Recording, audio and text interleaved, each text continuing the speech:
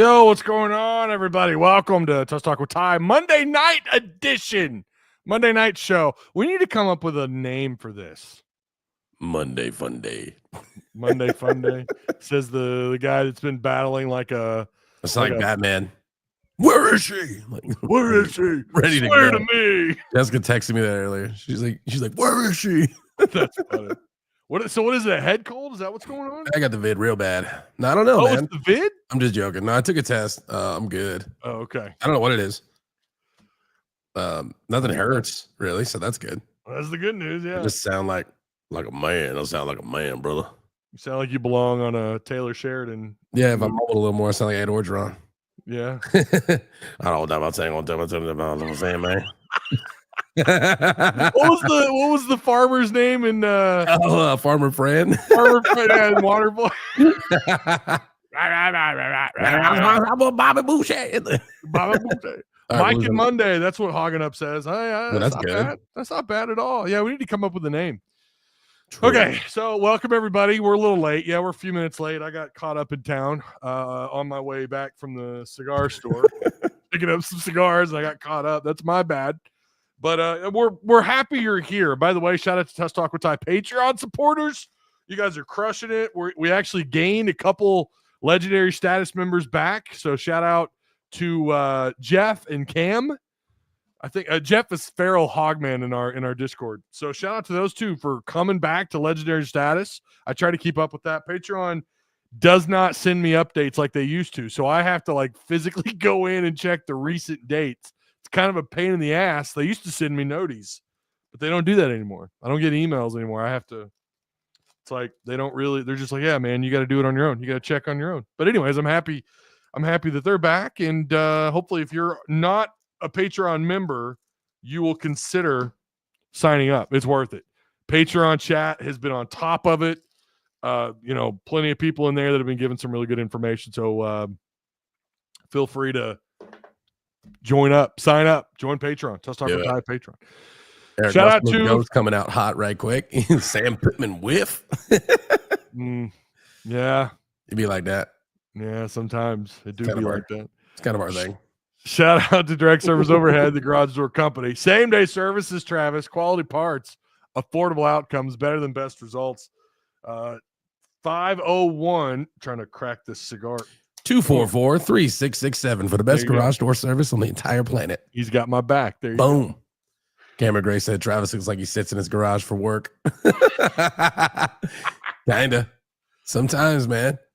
I mean, I'm always in here. My wife gets mad. She's like, you live in there. Like, well, your setup is better than mine now because I tore out my studio, so now it's just a plain old garage. Yeah, just a plain old garage. You can see my bike that I don't ever ride.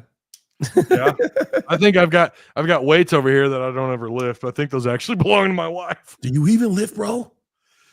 I don't lift. I once upon a time ago, but not anymore. John Hall said, "You making this man do his own ad read?" Hey, I don't have to think about it. I just do it, man. I sell myself all day long, baby. He just does it. Yeah. And of course, shout out to BroThrow as well, peer-to-peer sports betting. Hey, NBA finals are here, or they're coming up. The NBA playoffs are here, rather. So go sign up. Go get on some of that action. That's over on BroThrow. It's the best in peer-to-peer sports gambling. SLR in the building. You could sign up using promo code Tusk, TUSK. That simple. That's it. That's the promo code. Sign up for it. Sign up. I'm happy with where the Celtics are at. I'm loving all the crap the Lakers fans in Discord were talking. Lakers in 5, Lakers in whatever, and it's like, no, you're not even going to get out of the first round, bro. Didn't Shannon Sharp say that? I'm here for it. I'm so here for it. Even though I'm wearing the Laker color here. Sorry, it's a old rivalry. I don't hate the Lakers like I do like the Niners. I know that's weird to say being a Celtics fan. I don't like the Lakers at all, but I can't stand the San Francisco 49ers. Your shirt looks like banana pudding. I like it. Is that what my shirt looks like? Yeah, kind of like baby food a little bit. Did someone in chat say that? No, I said that. Oh. Ty's firing up, man. He's with the shit today. Trying to. Need it. The GOAT SLR's in here, buddy. Chat's pretty pumped. Oh, what's up, SLR? How's it going, man? Feel free to share in your Discord or wherever that we're live here. So really quick. Lots of stuff. Arkansas baseball game tomorrow canceled. Weak sauce, man. They need it. Yeah, they do. They do, man. They kind of like the Hogs in the tournament. You know what I mean? You're like, they need a break. They need something, man. Because not going awesome. I'm not like super freak out mode. A lot of people on Twitter are just melting down. Yeah. But I'm like, this ain't going good. No. You know what I mean? What is it? No. 2 series in a row or 3? This is 3 series in a row they've lost. Not good. And this is a trend that has that's picked up over the last couple of years. In 2023, they lost their final series. I think they won their 2 prior, and then their last series to Vandy. They would end up getting knocked out. Of course, we all know a purple Big 12 team knocked them out of their own regional. It was TCU, who earlier that year mollywopped Arkansas down in Texas. And then 2024, they lost 2 of their final 3 series. You see how this is see how it's trending? They lose 2 of their 3 final series, which were to Kentucky and A&M, going 0-2 in SEC conference play, and then knocked out of their own regional once again, this time by SEMO. The 2025 season so far is off to a head start on this trend, losing series on the road to Georgia, against A&M, and on the road to Florida. And now they've got the number 1 ranked Texas, Longhorns coming into Fayetteville, who are coming off a clean sweep of A&M, if I'm not mistaken. You know they're going to win that one, though, right? That's the Razorback thing to do. I don't know, man. I can't figure out what the issue is. You know, they're still knocking balls out of parks. They're still hitting homers. Well, there's a little bit of injury going on in there. Don't we got a little injury bug? There's trying to get some guys back. I know that.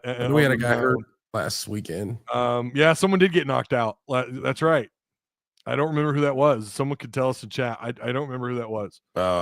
Sousa's out. That sucks. Yeah, Sousa got knocked out. Up, dude. Sousa got knocked out in a midweek game. If I'm not, I thought it was at Georgia on that stupid turf. Oh, it might have been. I was thinking it was the midweek game. That's right. No, you're right. It was Georgia. Yeah, that sucks. It was his. I mean, do you think it's how much weight of injuries do you think you put on this thing? Wiggins got hurt the other day. Yeah, Wiggins. That was weird too. He just like all of a sudden, like as soon as he threw it, I seen him like go, damn, like he shook his wrist. I don't know. I mean, with the amount of talent they really do have. I mean, I know that sounds like hyperbole or whatever. They are really loaded. I think it's probably them. Texas A&M and Arkansas are probably 2 of the most loaded rosters in college baseball. I think Texas is obviously going to be up there. Tennessee, you know, the usuals are up there near the top, but Arkansas is in that bunch where like you feel like you should be able to overcome some of these injuries. I don't know that there's enough there to say like, oh, well, that's why they're bad, right? Like they've got 3 prime arms in the bullpen that are not available right now. Like that's not the case anymore. Or even if that were the case, there's so many options out of the bullpen. Starting pitching was the problem for a while. Like starting pitching has just kind of been up and down this year. A lot of down with some up in there. The hitting has been awesome. I mean, they're hitting the hell out of the ball. But up until lately, they're starting to.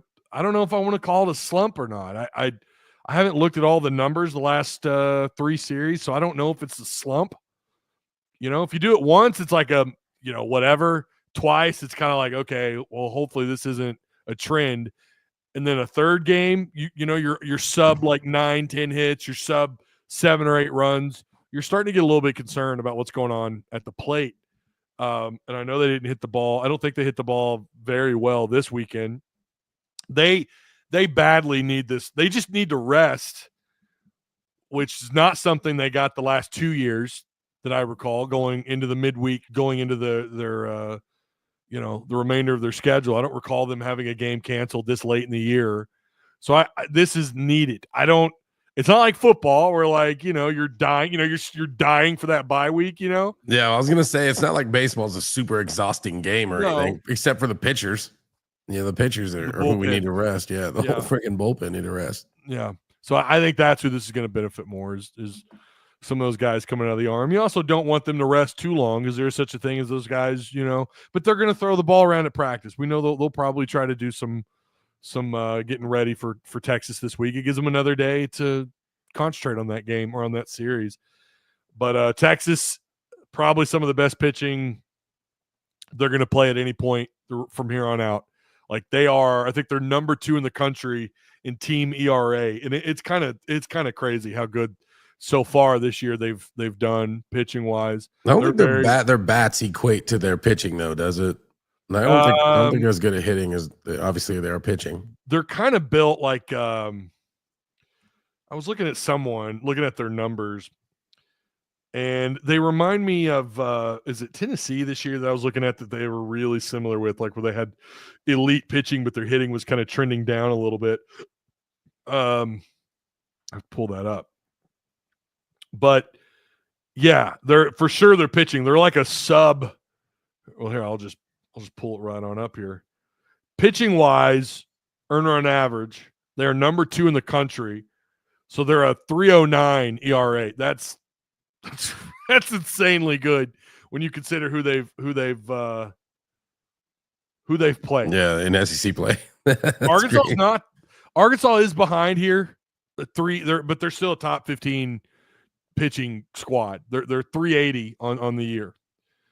And let's not do the whole like, oh well, Arkansas has played the whatever schedule, bro. They're still playing an SEC schedule. Outside of Missouri, it's still an SEC schedule. I hate it when we start doing that. Like we start doing I went on a rant about that last week. Like, listen, the pitching or the what they're doing it also for a while. They were doing it even in SEC play, but I really think this is another wear and tear kind of issue, like what we've seen the last 2 years, where they just kind of shit the bed towards the end of the season. This is happening a little earlier. There's no doubt about that. I was going to say, do you think the hot start like wore them out? They're like, okay, we're tired of winning. I don't know if it's that. I don't know how much of it's, filmed by the other team. I don't know. I could think of a couple people I could talk to about with this that would definitely have a lot more headway and understand what exactly is happening more so than myself. But, this is a weird thing. It's not like Major League Baseball where you can call up a couple of guys from the minors and kind of maybe help your depth in one area or another. If you need a lefty, you want to call a lefty up from AAA ball. Obviously you can't do that in college ball. You have who you have and you try to work them in. That's usually what the midweek games kind of are, right? You're trying to work guys in, figure out what they can do for you, and if they can move their game over into the weekend. That's about as close to that as you're going to get when you're comparing college ball in the MLB. And obviously they play a shit ton more games, but I don't know what the issue is. I do agree they are playing really tough opponents, and they might be better than the opponents that they played earlier in the year, but I don't think it's quite as big of a gap as people think that it is. Ole Miss is still ranked. Vanderbilt, I think, is a top 10 team. They've definitely played their share of really good teams this year. I don't know. I really can't figure it out. It might just be film. Again, it might be as easy as that. Like people are just picking up on what their pitching's doing, what each guy does, and they're just kind of, doing that. I don't know. Football, you have a whole week to get ready for one game, right? You do your install, you do, you get to know the opponent. Baseball, it's obviously, I don't know how much time they spend on that, honestly. I have no clue. If Dave Van Horn sits them in the film room and they're like, okay, here's what this guy does, here's what that guy does, and here's what this guy does. I would love to know actually what they do in between conference games, obviously outside of playing their midweek games. I'm going to try to do some scouting on Hogs Plus, see what we can find. There you go. Yeah, that's actually probably a good idea. I need to get caught up on some of that. There's been some really good content out of Hogs Plus. Hey, make sure you guys like, share, hit the subscribe button if you're new here. I appreciate everyone for stopping by. Niners are my team. Oh, I'm sorry. My bad, SLR. Especially with Dre Greenlaw, yeah, it's definitely not good to. Well, no, Greenlaw got traded to Denver, didn't he? Never mind. Yep. He got hurt again. Did you see that? Yeah, he did. That's why I was about to bring that up, and I was like, oh yeah, he's not on the Niners anymore. He's on the Broncos. He's apparently he might miss quite a bit of the season. I don't know. He tore his quads or something. Is that what it was? Something weird. That's too bad. Vince McMahon did that one time. He jumped into the ring all mad. He tore both his quads at the same time. Who did that? Vince McMahon. Oh, I remember. I've seen that video. You see him just go to his knees. He was still yelling. That was wild. Yeah, he stayed in character the whole time. Dude, it's crazy. That's because it's not a character. He's super evil for real. Yeah, it turns out that was not an act. Hey, you know what? On some Johntay Cook information, I just got saw something interesting on Twitter. Let me guess. He just committed to. I don't know if he. I didn't commit, but Arkansas did offer another wide receiver, a Hawaii transfer, Dekel Crowdis. Yeah, I have that up on my. Yeah, I'm sorry, but with as many wide receivers as we already have, and you're offering still. I would have kind of just let that one go. Our room is pretty full. Like somebody will figure it out. And I don't mean to bust anyone's bubble about this. About it's a really interesting name. Yeah, Dekel Crowdis. It sounds like one of the nicknames I would give someone in Discord. Not trying to hate on the guy. Okay, he can't help it. That's the name he was given. But maybe it's Dekel. That sounds way cooler. I think it is Dekel, but it's the Crowdis. Yeah. I've never heard that. I mean, that really does sound like a made-up name that I would give someone in Discord. Bishop Lamont Sycamore. It's obviously, if you were wanting Johntay Cook, I don't think it's. I mean, obviously at this point, I mean it's kind of old news. He was crystal balled. Like this morning, I think, or maybe it was yesterday. It was within the last 24 hours or so. He's been crystal balled to Syracuse. I'm waiting on this dude to commit to Syracuse while we're live because it usually happens. It's usually how it goes. When we go live, something happens. It's either something Razorback related or what's the other day I was watching Sam Pittman's press conference and I noticed something that just annoys the hell out of me. They always, every time they're talking about like getting more players, if the budget allows it, dude, quit saying we're broke. You were saying it. You're not saying it. You were implying it. Dog, stop it. What are you doing, man? Quit being so like straight up with everybody, man. Just be like, yeah, we'll check them out. That's it. We're good. Don't be like, oh, well, if we can afford them on our budget we got over here, we'll give them a look. Dude. Okay. Here's the thing. Just don't say it, I get the frustration, but here's we want transparency though. And that is being pretty transparent. And I never interpret it as we're broke. I interpret it as we've spent what we have and what we have on roster. And, we're also trying to keep the guys out of the portal that were here a year ago.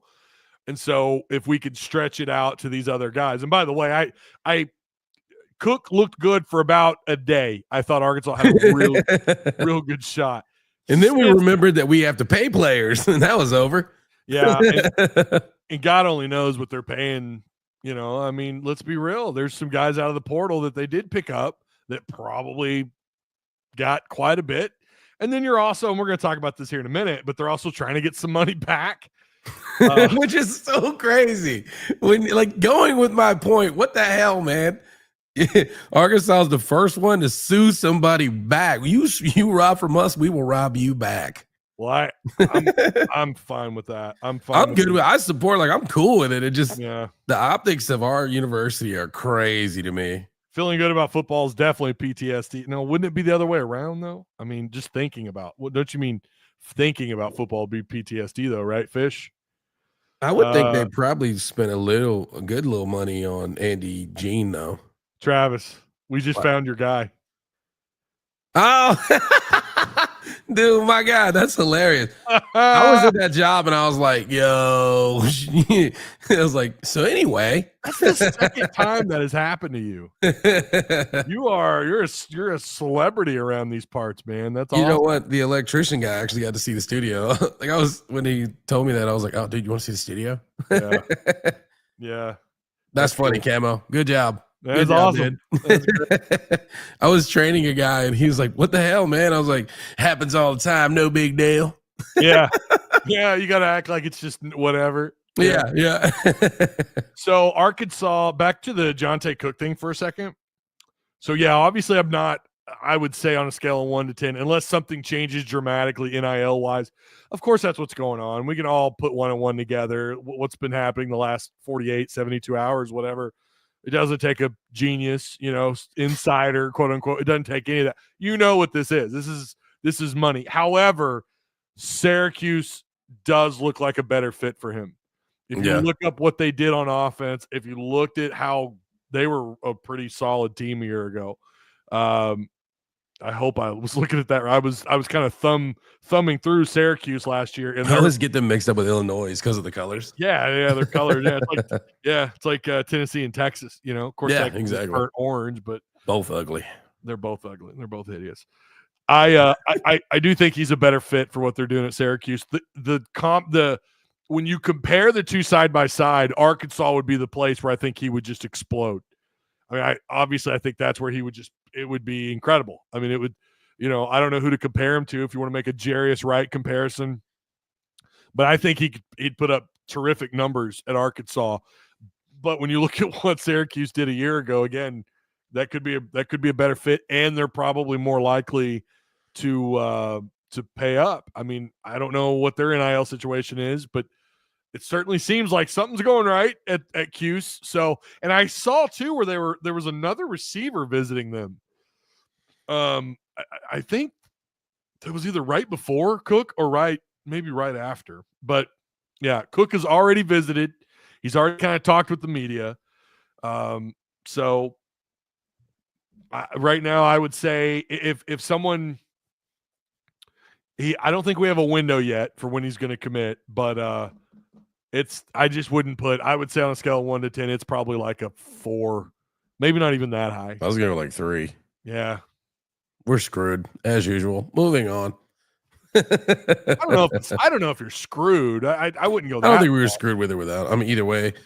They were rumored to go after Hakeem Williams, the wideout out of Florida. Was it Florida State, I think? Dude, how little faith do they have in our players to keep getting more? Well, see, they never officially offered him. Okay. All I had heard was they were like, that was someone in the portal that they were likely interested in. I never got real confirmation on that. I don't know if we actually ever did pull the trigger. It certainly sounded like for a minute. So I went ahead and added him to the target list for Patreon members. But he's not on the table. So he's down to, it might have been Syracuse actually, was in the mix for him. Pittsburgh and Colorado were the other two for Hakeem. So that brings us to DeKel. That's a cool name. DeKel's cool. DeKel Crowdus. Again, probably a backup spot because they're not likely going to get Cook. 5'11", 170-pounder. Hang on, I've got his Hawaii transfer. He is a Hawaii. By the way, when we're done, I want to go back to what Mike and him said because he framed out what I was thinking, but he said it better. Oh, okay. There we go. There's DeKel. This is his. He's 5'11", 170 pounds, 16 catches, 402 yards, 2 years. He was a 4-star out of high school, by the way. And he's got a combined 22. Now, he redshirted in 23, I believe, at Kentucky. Or maybe I was going to say, so he redshirted at Kentucky and went to play, transferred to Hawaii. I think that's right. So 20 catches, almost 500 yards. That's actually pretty damn good. I mean, when you talk about yards per reception, it's 25 yards per reception at Hawaii with 4 catches. Yeah, he had a 74-yarder. He had a 74-yard reception. So he's probably a field stretcher. That's probably going to be his role. He's going to be someone you're going to hang on the outside and just have him run fade route and go routes downfield, or maybe you line him up in the slot. I don't know. I had his PFF stuff up too. I don't know where it went. Oh, here we go. Let's see. I'm going to tell you right now, I will put up his PFF information. It's not great. He's like, guys, we're going to put this up. He sucks. All right, hold on a minute. He was targeted 28 times, Crowdus was. I want to call him Steven Crowder. When I say Crowder, yeah, me too. I want to say Crowder, Deacle Crowder. He had 28 targets, 16 receptions, so he caught 57% of his targets. Yeah, not good grades. He lined up in the slot only 6 times. Out wide, he lined up 191 times. So like I said, they're going to line him up outside. 97% of his snaps were lined up outside. So he's basically your deep threat. He's kind of just like the guy we got, isn't he? Similar. I don't know about speed wise. I don't know about like his athleticism or everything, but that's certainly when you kind of look at his numbers and see what he did here analytically. He seems like he's someone with a little bit of speed. So, when you're 5'11", 170 pounds, you better be fast, right? Yeah, and they're going to pick up. Well, they better be careful how many kids they offer because they only got one damn scholarship left. Are they going to ditch more kids without them being able to go into the portal? You know what I mean? Like, what do you do at that point? Just cut them? Never. I don't even know how you do that and not look like an ass. That's what's going to be interesting about that 10-day window if it passes. Like, that's what's going to be really interesting. If, how the portal works, what they're going to do with the dead periods and how they're going to – because that's going to – it's like a ripple effect, it's – or like a drop of water into a bucket of water. It's like it's going to have a little bit of a ripple effect. It's going to affect everything, dead periods, and just like your deadline when you get in and out of the portal, and what kind of timeline you're looking at as far as putting your name in somewhere. Like, it's going to have that's a pretty dramatic change to go from 1,400 damn days of being able to get in the portal to just 10 if that passes. And I only say that because Pittman has brought that up now like 16 times about a 10-day window. Sick of it, dude. Yeah. Oh no. I fully get it, but he keeps referring to that 10-day window, which is funny because that is exactly the conversation I had with Arky 56. Yeah. If he's here, he'll probably won't admit it, but I was right. I said, Dad, we got to shrink this down to a 14-day window. And he was like, "Oh, that's too little. They need more days than that. There's, you figure in school." I'm like, "No, Dad, they've got plenty of damn time." I think it keeps kids from shopping around so much. You know what I mean? Contracts are on the way too. That would be wonderful. But I was surprised to see Bird go in the portal a little bit. Tyrell Reed. Oh, Reed. Yeah. Okay. Yes and no. Nothing surprises me anymore. Cameron Grace is so another Broden. Yeah, his drop grade is not good either. Did you hear my phone ringing through the thing? I did not. Oh, that's good. The wife just called me. And by the way, for anyone that's a Patreon member and you look at that drop grade, keep in mind it's not always about quantity. It's about when and where they drop the ball in the field. So that can have an impact on their drop grade. So like, and again, you know how skeptical I am of some of these PFF numbers, especially when you start messing around with like these smaller schools and they're giving you specific grades on these smaller schools. You're like, wait a minute, you watched that game? Like, there's how many schools are there and you've got grades for all these teams? Like, who the hell is sitting down and watching all these? But I can't tell you, there is something to their grading because Broden, when he came to Arkansas, his drop grade was like 60 or it was bad. Like, I think the further south of like 69, giggity, it's not good. Like, the further south you get of that number, you start to then drop down and like where your weaknesses might actually be, and it kind of paints a picture. We definitely had a picture painted with Broden, and then we saw what happened with Broden the last 2 years. That picture was drawn in crayon. A lot of drops, man. I think he had. I swear I counted like 8 drops. PFF has him at 6. And then there's another site I was reading that said he had 7 drops on the year. So it's probably somewhere in between. But that's a lot. That's a lot of drops on a year. You also got to account for pass breakups, right? Like, sometimes we'll look at a pass, we think it's a drop, but they'll grade it towards the defender and they'll give him the PBU. They'll give him the pass breakup. And that's always debatable. Yeah, see, Gary Davis is on the same page as me. He goes, what is up with our receivers on campus that is causing this desperation recruitment of receivers? For real. Yeah. We have 14 receivers, I think, on scholarship. Yeah, it's sounds right. That's crazy. It is a lot, but I can remember when Petrino was here the first time. It used to run like 12, right? It was a lot. Yeah, it was a lot of receivers. And it's funny because he tries to run more of a balanced offense. and balanced, but like, how many running backs are you going into the year with? Like, how many usable backs are you going into the season with? We're gonna be like a air raid team this year, dude. Petrino has a pretty good way. I mean, if Michael Smith, and by the way, I met him twice. He's a good dude. But if you guys remember Michael Smith, the running back that came in behind Darren McFadden, Felix Jones, and Hillis, it was Petrino's first year. Michael Smith ran for 1,000 yards. That little scat back. That's crazy. He ran for 1,000. So he'll find a way. And nothing against Michael Smith. He was never an NFL guy. He was small. He was shifty and had a little bit of speed to him. I seem to remember like a mid 4.4, if I remember right, during his recruiting process. That's been so long ago. So they'll find a way to get balanced one way or another. I mean, but let's Jet be real, sweeps, baby. That's how. But to be real, like, I don't know that they're going to have the kind of balance they're looking for this year, because it might be the other way around. They might have to run the ball more, because I really just don't know, out of all these, when you're still looking for receivers after having that many, that's telling you something. Yeah. That is absolutely telling you something, that they don't have faith. Does that mean he doesn't have faith in our running backs, or does that mean that he's changing his style or his approach? Because Austin did have a good point. He said, you joke, but I do think we go more air raid than balance this year.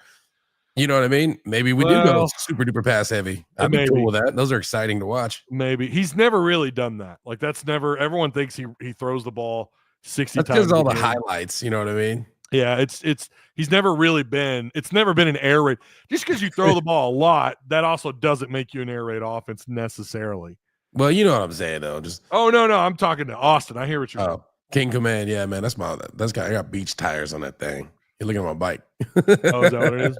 He said Travis got 20s on that bike. The garage door looks good too. Yeah, I actually covered the windows with a white tablecloth, like a clear one we use for crawfish boils and stuff. Yeah, just to keep the damn sun out, because it's always like, Yeah.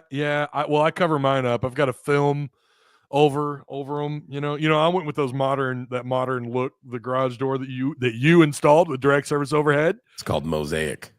Is that what that is? That's a Mosaic style garage door. It's gorgeous. I got a compliment on it yesterday, by the way. Really? Sick. Hand to God. Sarah was out there with me, a realtor who's trying to sell our neighbor's house, complimented the door.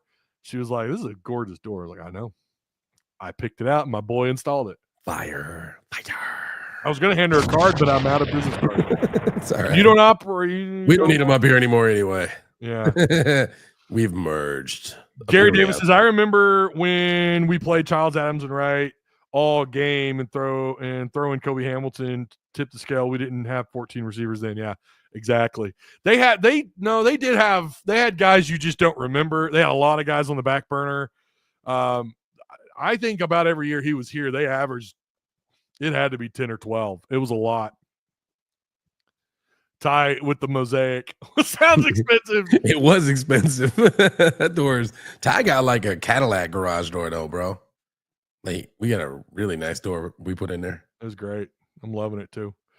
Austin says, I know his philosophy has always been throw to get the lead and run. Well, I don't even know if that's true either though. I mean, he rarely let up off the gas pedal. I mean, I've always been a big fan of just like air it out teams. It's so fun to watch. And it's like, you throw those them big long passes. One of our guys is going to get behind somebody if you do it enough. Well, so, yeah. Well, that's the trick, right? Like if you can balance out the run, and you had a guy in Jackson last year who was running the damn ball so effectively. You just didn't know what Arkansas could throw haymakers last year. And unfortunately, they just couldn't help themselves. They turned the ball over and they wouldn't finish off drives. They left so many points on the field last year. I really, really want to see if the line's better this year, because, man, that'll change all of it. That'll change everything. And it sounds like they're bigger for sure. The offensive line is going to be, I think, quality-wise, and I'll tell you this much too, I think depth chart-wise, they're in a really good situation. Yeah. Depth chart wise. Now, we could go down each name, but at the end of the day, I feel like first off, the move to Carmona to his natural spot at left guard. Well, you got Corey Robinson at left tackle. That's the left side of the line feels really good. I will say forget about how highly rated Corey Robinson was. You know what I mean? Like he's big time. Was it his PFFs we were looking at last year were insane? Yeah. I have them. I have his PFFs. Yeah, that you get the big kid from Oregon. That dude's a monster. Yeah. He hadn't played too much, but I still think with that size and some technique, he'll be able to work it out, man. Even if his technique sucks, he's so big, he's going to be hard to push around. Yeah, so you're talking about Jaquan McCroy, who they likely will end up at that right tackle spot. Mm-hmm. Robinson, God, where is it? Here we go. Yeah, his pass block grade is insane. Now, I'll just tell you, I think it's among the highest of any transfer, just his pass block grade in the SEC. It's among the highest. It's not the highest, but I think it's among the highest for anyone outside the SEC, if I remember that right. Now, maybe that's changed, but I'm pretty sure at the time, because I have him on here, and I don't know if this is when he signed, but I have him on here on December 19th of last year. And this is the other thing that's interesting about him. He's not one of these 6'7", 6'8" left tackles, or 6'6", 6'7". He's like 6'4", 6'5". Okay, but he's got pretty good reach for that size. He's got 1,648 career snaps. I think 90% were at left tackle. He gave up just 6 career sacks among those snaps. That's crazy. Career sacks. Insane. Hey, you know what? I'm just saying, I watched Georgia Tech play last year. Haynes King didn't seem like he was struggling too much to throw the damn ball. Haynes King was very effective. And, I think Corey Robinson was a big part of that. Haynes King was also just slippery and really good player. He was. Taylor can be. He's not KJ, but he can get by. He's quick. KJ's a wizard. Like there's good and bads of KJ Jefferson, but there was a couple Houdinis he pulled off that were holy crap. Yeah, there were some plays I never bought into him being, like I said, even then he would not operate well in a Bobby Petrino system. Yeah, he was clearly what he was, and that I don't know. I think Green as a more polished thrower or will fit. Let me reword that. Obviously fit the Petrino system pretty well. Didn't score as much as we would like, but fit the system really well. I mean, KJ would not have had those kind of numbers. Running, he would have probably had more, but overall. Running, he was probably like your creative player. Steve-O said Robinson's like a 73 on NCAA, just saying. Well, yeah, but that was last year, right? I mean, we'll see it won't be that high. And by the way, if you're using, okay, hold on. Are you going to trust, and I don't care what grade they give him this year, Fish, come on. Are you going to trust that or the fact that he gave up like 0 sacks last year? Like, I mean. I like that one. What do we do? Like, oh, well, see, he's a 73 on NCAA, he sucks, man. So get that man out of here. He probably won't be good on NCAA or on EA College Football 2.6. He probably won't be. Is there any good linemen like on there? Don't they say they're high numbers for all of their like star players and running backs? I know who the best player on the line will be on the game. It'll be chill out, man. He's just playing. It'll be I know I'm playing too. You guys ought to know me by now. I'm playing, but Carmona will be the highest rated offensive lineman. I mean, he was 3rd team All SEC last year by one outlet. So I bet Carmona will end up at like 84 or something. The O-line on the game is probably going to be trash. I mean, I'll tell you that right now, because I don't think it's hard to rank transfer players. It's hard to know what you're getting out of a transfer player. You just don't know. I mean, case in point, I mean, just look at half the roster last year and all the transfers who really stood out the most outside of maybe Jackson and I would say Green, right? Armstrong both years was effective. Last year was very effective. Tesla never really, lit the world on fire. Speaking of, by the way, crazy that he got picked up even before Landon did. Before Landon Jackson. I will own up to it. I didn't think he'd get drafted. I didn't either. I know he killed it at the combine, but I'm happy for him. Like, I don't know. You're kind of like, unfortunately, like Broden shined in practice. You know what I mean? Yeah. Except, I mean, Tesla, he stepped up in the bowl game, obviously. I don't know. I think that's a Talon problem. I'm gonna be honest with you. I think the Tesla not getting the looks he should is a Talon problem because he was only looking for Armstrong. Armstrong was the number one wide receiver. Yes, he is good and he's reliable, but Talon was just keyed in on him. Yeah, he was. And that kind of hurt the other wide receivers, in my opinion. Well, here's the thing, and like, I think there's certainly some truth in that. Green probably did, probably trusted just one receiver, and that much is very evident. And that's going to be the question moving forward. That's the question I have moving forward is, can he? This may not be a year where one guy gets 118 targets the way that Andrew Armstrong did. Doesn't need to be. Spread the damn thing out. Spread it out. Yeah. But again, let's not act like that wasn't effective. I mean, it worked. Yeah. Nobody could stop him. Top 8 in total yards. It was effective. I didn't say it was elite. I'm not saying that they did everything right. Obviously, they needed to finish off drives. He was Talon's Traylon Burks. What KJ and Talon are Jesus. What Traylon Burks was to KJ Jefferson is what Andrew Armstrong was to Green. Yeah. That's his go-to. By the way, that's not uncommon. That's not uncommon that a guy's going to hog up all the targets. Broden did get more total snaps, but like I said in a Patreon video the other night, it's not like he got a ton more targets, and he didn't.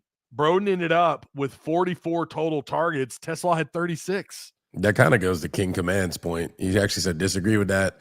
Armstrong was the only receiver with consistent hands. Broden, Satanian, all of them dropped good balls frequently. That's super fair. That is very fair. Yeah, even Tesla drops some pretty good ones sometimes. You're just like, ooh. Yeah. Yeah, I've never bought into the notion that, like, that Broden had all these targets and that so many more than Tesla, and it's like, no, that wasn't the case. He only had 8 more targets.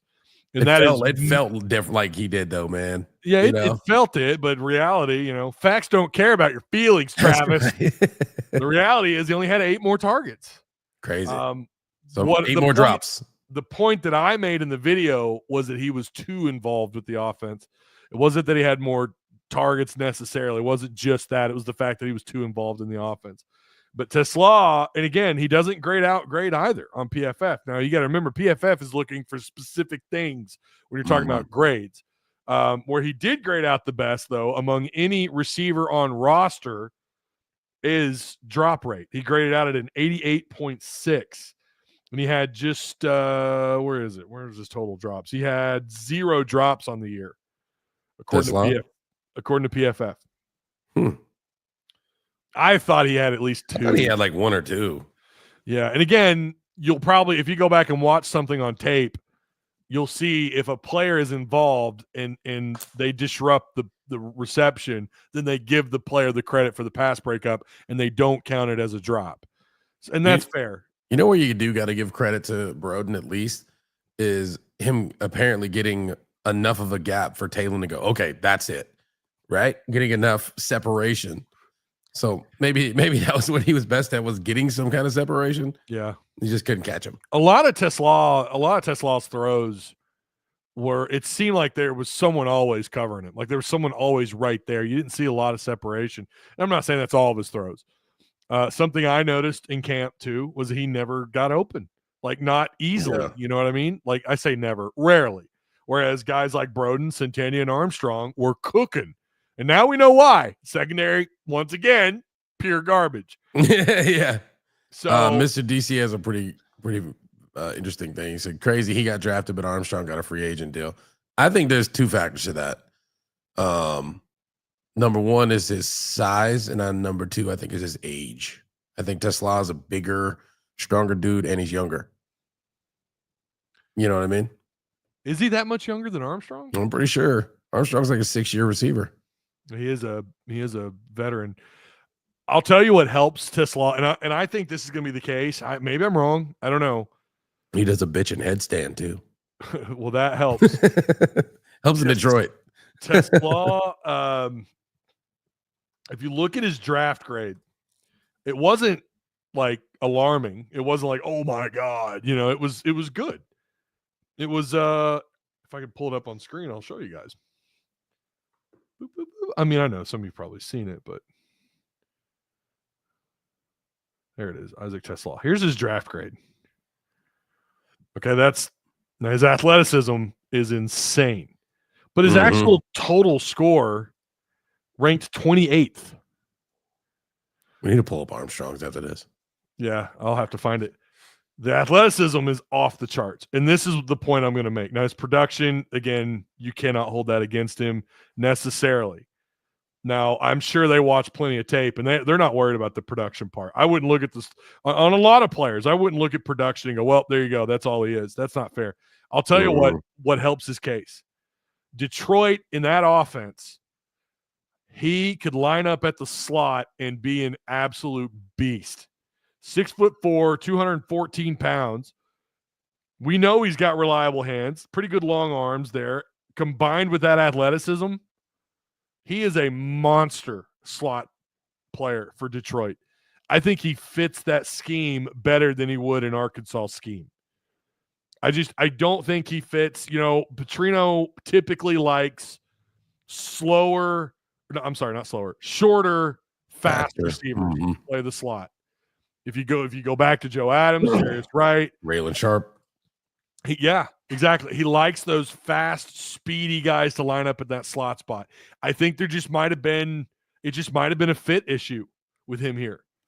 And I'll say this, I'm super thrilled, by the way. I mean, he didn't have to come back another year, and he did. He could have gone right back into the portal and said, forget this, I'm going to go elsewhere because, whatever. And he didn't. He stuck it out. So that's also – this isn't a one-and-done player who just kind of came in and he got drafted. He was here for 2 years. I love that. But his athleticism combined with his size, he could probably line up, and I'm sure they will line him up outside a little bit. They're going to look for some good one-on-one matchups. He's going to be difficult to deal with. He may not – hell, who knows? He may not make the damn roster. I don't know. I mean, I doubt that. I think he's going to make it, and I think he could. I think he'll make it. I think he might even be an impact freshman. We'll have to wait and see. He's pretty strong, 17 reps with the 225. That's pretty good. I mean, all these other numbers, good broad, good vertical, really good vertical, almost 40-inch vert, and a 4.43 40. I mean, these are insane. That's insane. That's insane. So, yeah, no, the more you think about it, I just didn't think he'd get drafted because it was a combination of production for me. And it was also just like, I don't know. The receivers these days are just like a dime a dozen, kind of like running backs. Like it's like you're only going to spend a top 3 round draft on who you feel like could be a difference maker at that spot at wide receiver. And clearly Detroit thinks that he can be just that. And I wasn't so sure. I'm not shocked that he got drafted at all. I mean, I thought if he did, it would be like a 5th, 6th, or 7th round. So I figured he'd get like a unsigned free agent deal and come out and show up. Yeah. His PFF grades, again, not super great, but you've got a smaller sample size to work with. Landon Jackson, of course, I don't know how to feel about Buffalo, but Buffalo's awesome. What are you talking about? Well, no, I mean, just like as far as his fit, you know what I mean? Yeah. I don't know if he's exactly what they needed or not. I mean, I think he's going to work well in a forefront, and we'll see. I mean, who knows, right? Here's Andrew Armstrong, by the way. I'm very curious to see how much better Landon is when he's surrounded by equivalent talent. Yeah. And then the whole team's not just covering him. You know what I mean? He got a lot of double teams. Yeah. Mm-hmm. He came in lighter than I thought he was. I thought he went into the talking about Armstrong. I thought he came in at like 6'4", 215. They got him at 202. His athleticism score wasn't so great. I mean, it's not terrible. 24th production score. I'm really surprised that's not higher. What's his age? No, I was trying to see what's on there. No, it doesn't have it. They don't have it. Yeah, it's 40-yard. I'm a little surprised it's a 4.51. I was thinking like a mid 4.4, but that's not a huge difference. You see his total score there. It ranks him at 31st. Don't Google Andrew Armstrong age because there's somebody who was 77. Yeah. Got that AI messing with you. Mm-hmm. Welcome, everybody. If you're just now joining us, make sure you like, share, subscribe. We're on the topic of we're talking about Andrew. Well, we're talking about the draft picks really quick, and then we're going to get into some more stuff. We already talked about Johntay Cook. We got into a little bit of baseball earlier. We're going to talk about the situation with the NIL and former player here in just a second. Let me read some of these comments. Tom Mars coming in with bars. Detroit going to have the most Hogs on roster by now. Skipper, Ragnow, Tesla. Armstrong is 25, by the way. Armstrong is? Mm-hmm. Okay. What's Tesla's age? No, crap. All right, keep reading comments. Let me find out.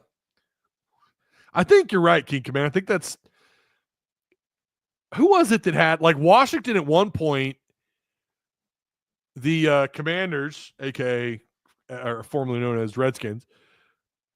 I think at one point they had like I think 2 or 3 former Razorbacks back when they had Curl and God, I don't remember who the other one was. Was it Sprinkle? That feels too. I don't know. Maybe not. Jaguars has a ton too. Says Kyle. I got at least got a couple, right? Jackson, jackpot. Just lost 23. Okay. Yeah, a little younger. Not much though. Maybe it was like years played or something. I was thinking. Hey, the Kentucky guys in here. Gary, what? Who was that? Oh, that's Dorkowitz, man. Remember that he did that with the quarterback over there? Wait, who? It was Drinkowitz said something like that about his quarterback. That's right. Yeah, that's right. I remember that. Yeah. Childs was a tall wideout. You're right. Weirdo. But typically, Petrino's receivers are all built lower to the earth. Childs and Darren McFadden came to one of my high school football games after he signed to the Razorbacks. Yeah. Oh, yeah, Jake Bates. Did he mention Bates was at Detroit too? Yeah. That's fair. Damn, they are loaded up with former. Yeah, they've got to be the most. That's got to be the most ever. That has to be the most ever Razorbacks on the same team. Well, Jacksonville's got a lot. They got Jaquindon Jackson. Where did Gregory go? He went to Cincinnati, right? Shoot, I don't know. I think he went to Cincinnati. He signed a free agent deal. We're on to Cincinnati. On to Cincinnati. Oh, yeah, Cam Little, Jaguars. Gregory, I thought, might get taken in the late rounds. In a late round. Did he end up at Cincy? Yeah, he's a Bengal. That's right. 6'4", 320. Man, I know my stuff, bro. You do. You're on top of the you're on it today. So I tell you, if I only had to focus on one school, it's pretty easy. Focusing on the whole freaking SEC is a different ballgame. That's a lot. I don't know how they do it. Arkansas, do we I don't know how much time you really want to spend on this, but I mean, it is in the title, so I guess we got to spend a little bit of time on it. Arkansas has escalated things with the Iamaleava family. Brought in the big guns. Want to hear some irony? What's that? Tom Mars represented the Iamaleava family against Tennessee at one point. Did he? Mm-hmm. Okay, so I do know that he's a U of A grad. Yeah, what a gangster name also. Yeah, it is. What's your name, sir? Tom Mars. Tom Mars. Yeah. I'm pretty sure he's a grad. He's either a grad at U of A law or I don't know. I know he's got a law firm here for sure. The Mars law firm. Okay, yeah, no, that's right. He was also a pretty big proponent of spreading, of getting NIL to the players or something. He had a. I saw that that was tweeted by. I don't remember the show, but he was tweeted at someone. I'm going to find it here in a minute. They're talking about him. Was it the afternoon show on 99 whatever up here? No, I don't listen to the radio. Looks like he was involved in Houston Nuts lawsuit against Ole Miss years ago. Okay. I'm reading. Does a lot of eligibility waivers. Sorry, I'm reading on him right now. Arkansas Collective calls on prominent lawyer to enforce Madden. This is from Brandon Marcello. Wow. Crazy. Here we go. Here's the article. Arkansas NIL Collective calls on prominent lawyer to enforce Madden Iamaleava buyout clause amid transfer. The collective is seeking. So this is kind of old news. We know about that part. Arkansas Name, Image, and Likeliness Collective has hired an attorney to pursue and enforce a buyout clause in former quarterback Madden Iamaleava in his agreement. CBS has learned in an unprecedented move in the NIL era of college sports, the parent company overseeing the Arkansas Edge Collective has hired noted sports attorney Tom Mars to enforce buyout provisions in NIL contracts at Arkansas. Blueprint Sports.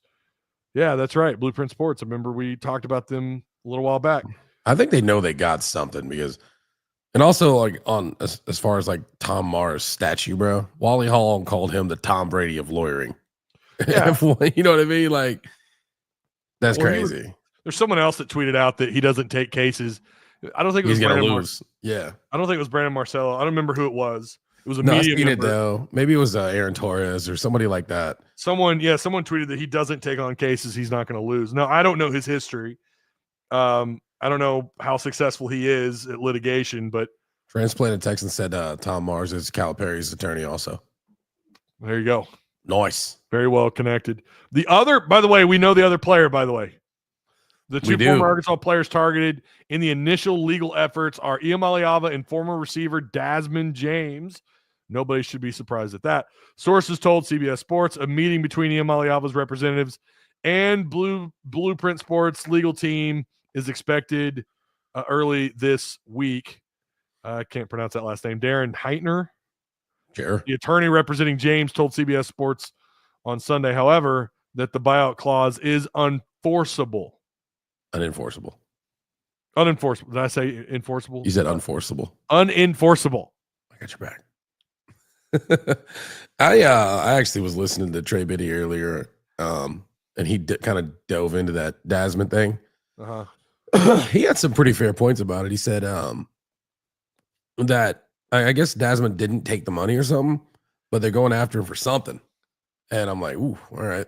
So that he's like, well, they could have cost like potential guy, could have screwed them from getting a player they needed because he was on roster, could have cost them reps, things like that. And I was like, that's an interesting way to look at it. Crazy thing to, it's like suing for pain and suffering. You know what I mean? Yeah. I don't know if that's the case, but I don't think that they would have much of a case against James. I mean, he was at least here. He did play it down. He played in the bowl game. I just don't think they have a case against Desmond. Depending on, wonder what happened there. Depending on what is in his deal, the clause that's involved, I don't know how you have much of a case against Desmond. You have a far stronger case against Madden Iamaleava, no doubt. Yeah, Madden may be cooked. Well, maybe it just depends on the language. Dude, knowing the way that Hunter is, surely he's putting stuff in some kind of buyout things in these NIL language, right? It's got to be. Look what he does to the coaches. You know, yeah, but coaches and players are different, though, right? I mean, you're not signing them to a contract.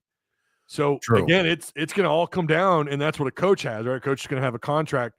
These are just clauses in an agreement, and so again, this is obviously what Darren Heitner is saying, the attorney for James. It's just not. It's unenforceable. So.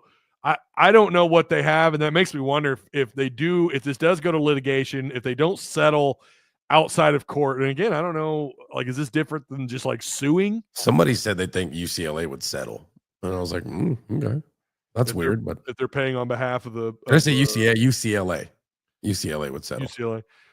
My position is that the buyout clause in the agreement is unenforceable as written and applied under Arkansas state law. Heitner said, for liquidated damages to be valid, they must reasonably estimate potential damages and apply when actual damages are hard to determine. Since Desmond James received no payment and the agreement was terminated just a few days after execution, BPSE suffered no harm. So that's Blueprint Sports, by the way. Thus, the clause appears to be a penalty rather than a fair estimation of damages, making it unenforceable. Boy, he loves that word. Yeah, he does. Iamaleava. Oh, wait a minute. Okay. Whoa. He's on a contract. That's a different. I've never read it as a contract. Well, maybe they got smart first. You know what I mean? Wait a minute. How does this work? Iamaleava signed a 1-year contract with Arkansas worth roughly $500,000. Yeah, and by the way, and I pointed this out last week, they give them their amount in NIL in pieces. So yeah, spring payments are far supremely lower. Yeah, and it picks up during the year. Isn't that right? It's something like that. And again, it also determines on the language. $500,000 in January, according to people familiar with the deal. And I have heard that amount, by the way. That has been. Yeah, it's been going around. The contract included a provision requiring Iamaleava to pay the collective 50% of the money remaining on the agreement should he leave the school. He was due $400,000 in remaining payments, which amounts to a buyout of $200,000. Damn, buyouts on players, man, that's crazy. Okay, that is completely different. A 1-year contract. Dang. Well, it sounds like they got smart with the right one. Well, again, that's what's confusing about this. Then if it is a contract, then yeah, he's going to have to pay it back. But that's breaking a contract penalty, isn't that right? It's not money. He's not a minor. It's not money he per se took, but it's a penalty for breaking the contract. Is what I'm reading. By the way, it's not theft either. Someone kept saying this is theft. It's not theft because both parties. I guess if you want to look at it like theft, it's a very complicated situation because both parties agreed on him coming here and whatever. He's just not fulfilling his end of the deal. Yeah, so now he owes a buyout. This could end up being a landmark. This could be a really big deal for college athletics. Sounds like one of the first ones they've done. Again, a lot of people are on the outside looking in that aren't Razorback fans, and of course a lot of Razorback fans are for this, but the people on the outside looking in that are like, well, no, pay the player, who cares, whatever, screw Arkansas. This would be a huge win for college athletics because it's going to show these players have to have accountability and they're going to be held accountable when they do stuff like this. And eventually we have to look at the player too. It's not always just the family. The player did make the decision. It's not like his dad flew down here and yanked him out of the locker room and said, you have to come back home. That's not what happened. He made the decision to leave, so he's got to be held responsible. He's the responsible party. Now, I don't know, too, is there an age? Was he a minor when he signed the deal? And that hasn't been talked about, so maybe not. There would be precautions in place for that. There would be an additional signee, you'd have a guardian. You'd have a guardian sign, but I think like a personal guarantor kind of thing. That would change the language a little bit if he were a minor. My position is that the buyout clauses. Did I already read this part? For liquid. Oh yeah, I already did read that part. Yeah, more down here. It's funny they're acting like Sarah Sanders wouldn't change a law just to burn somebody. Well, in this case, yeah. Yeah, I'm saying we're gonna get some home cooking here, dude. They're gonna change it. Yeah. Iamaleava, blah, blah, blah, blah, blah. Let's see, 50% of his deal. Okay. James didn't record a catch at Arkansas until a breakout performance in the Liberty Bowl, where he caught 3 passes for 137 yards and 94-yard reception. Yeah. Did you see Gary Davis's comment? I didn't. What did Gary say? He said, Dasman wishes he was still in Fayetteville. Word is he can't break the starting lineup at Cal. Ouch.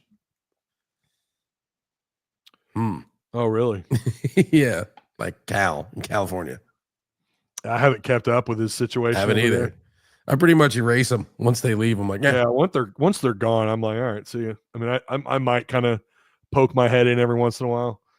It's not uncommon. Hold on. Mars. Oh, here, we're going to get a little more clarification here. Mars, who is based in Arkansas, has been the center of several notable NCAA legal affairs over the last decade. He recently represented Tennessee's NIL collective in its fight against the NCAA. There you go. Yeah, that's when he was representing. Yeah, that's what it was. When investigated potential NIL violations tied to Nico Iamaleava in early 2024. See, and the rumor is around him is that he did sign a 2-year a deal. I just never heard it worded as a contract, but I guess that only makes sense. If it's a document saying something and you signed it, it's a damn contract. It's a contract. Yeah, you would know a lot about that. Yeah. It's not uncommon for players to enroll in schools in January. Blah, blah, blah, blah, blah. Okay. Hundreds of players and their former schools have ignored buyout language in NIL contracts as all parties await revenue sharing tied to the House versus NCAA settlement, which, to take effect July 1st. I love that we're the first ones that are petty enough to do this. You can call it petty. Yeah, you know what I'm saying, though? We have the balls to do it. Yeah, that's the better way of putting it. Yeah. And I'll tell you why the other schools haven't done this. they're afraid about, their positioning in the recruiting landscape. Yeah, so they're scared to run off players. They don't want to run off players. They don't want to run off potential guardians and people, the so-called quote unquote agents. They don't want to run these people off. They don't want to make them scared of the school. And so it could backfire. It could, but like, look, where's our recruiting classes at right now? Top 20? Not even that. That's what I'm saying. Who cares? You might as well get your damn money back. They're lucky eating it anyway. They're lucky to be top 25. I mean, let's be real. But yeah, schools have ignored the buyout language, which we all know because obviously this is the first time that it's been challenged. So July 1st, the question of whether these NIL contracts are legal has sparked debate in legal circles, which makes sense why we've not ever really heard it worded as a contract necessarily to its actual meaning, contributing to schools' hesitancy to sue players. Yeah, that's what this is. Okay. See, I like doing this, having this reaction raw. Yeah. I'd make it a point to just not even read it until we're live. I like that more. I haven't read all that yet. On the heels of the saga involving Nico and Iamaleava, multiple schools have become more inclined in reevaluating legal action against former players who do not honor their contract, sources told CBS Sports. Bro, if we go through this, if you think Tennessee's not going to jump on for some class action, you're insane. Oh, yeah. They want that They're money. Like, oh, hell yeah. Let's do this. They want that money in McDonald's bags, bro. That's it. Oh, man. Isn't he still getting burned for that? Jeremy, what's his last name? Tennessee's old coach. Yeah, probably. One day after Nico signed with UCLA on Easter Sunday, Madden informed the Arkansas coaches. Yeah, so we know. Oh, so he said he was homesick and wanted to enter the transfer portal. Sam said that he entered the right way. Yeah, he did. But it's still a problem. It's a contract situation. It is. And this is the thing. What if their new GM was like, yo, let's get him? Instead of, you know what I mean? That's also true, yeah. He don't care about recruiting. Jeremy Robinson says he was committed to UCLA until he was until he flipped Arkansas and then went right back to UCLA. Looks too much like he was UCLA. Heard Arkansas was going to give him $500,000. Yeah, that's exactly what's going on. I'm listening to something. My bad. Okay, we're good. You're listening to the kids.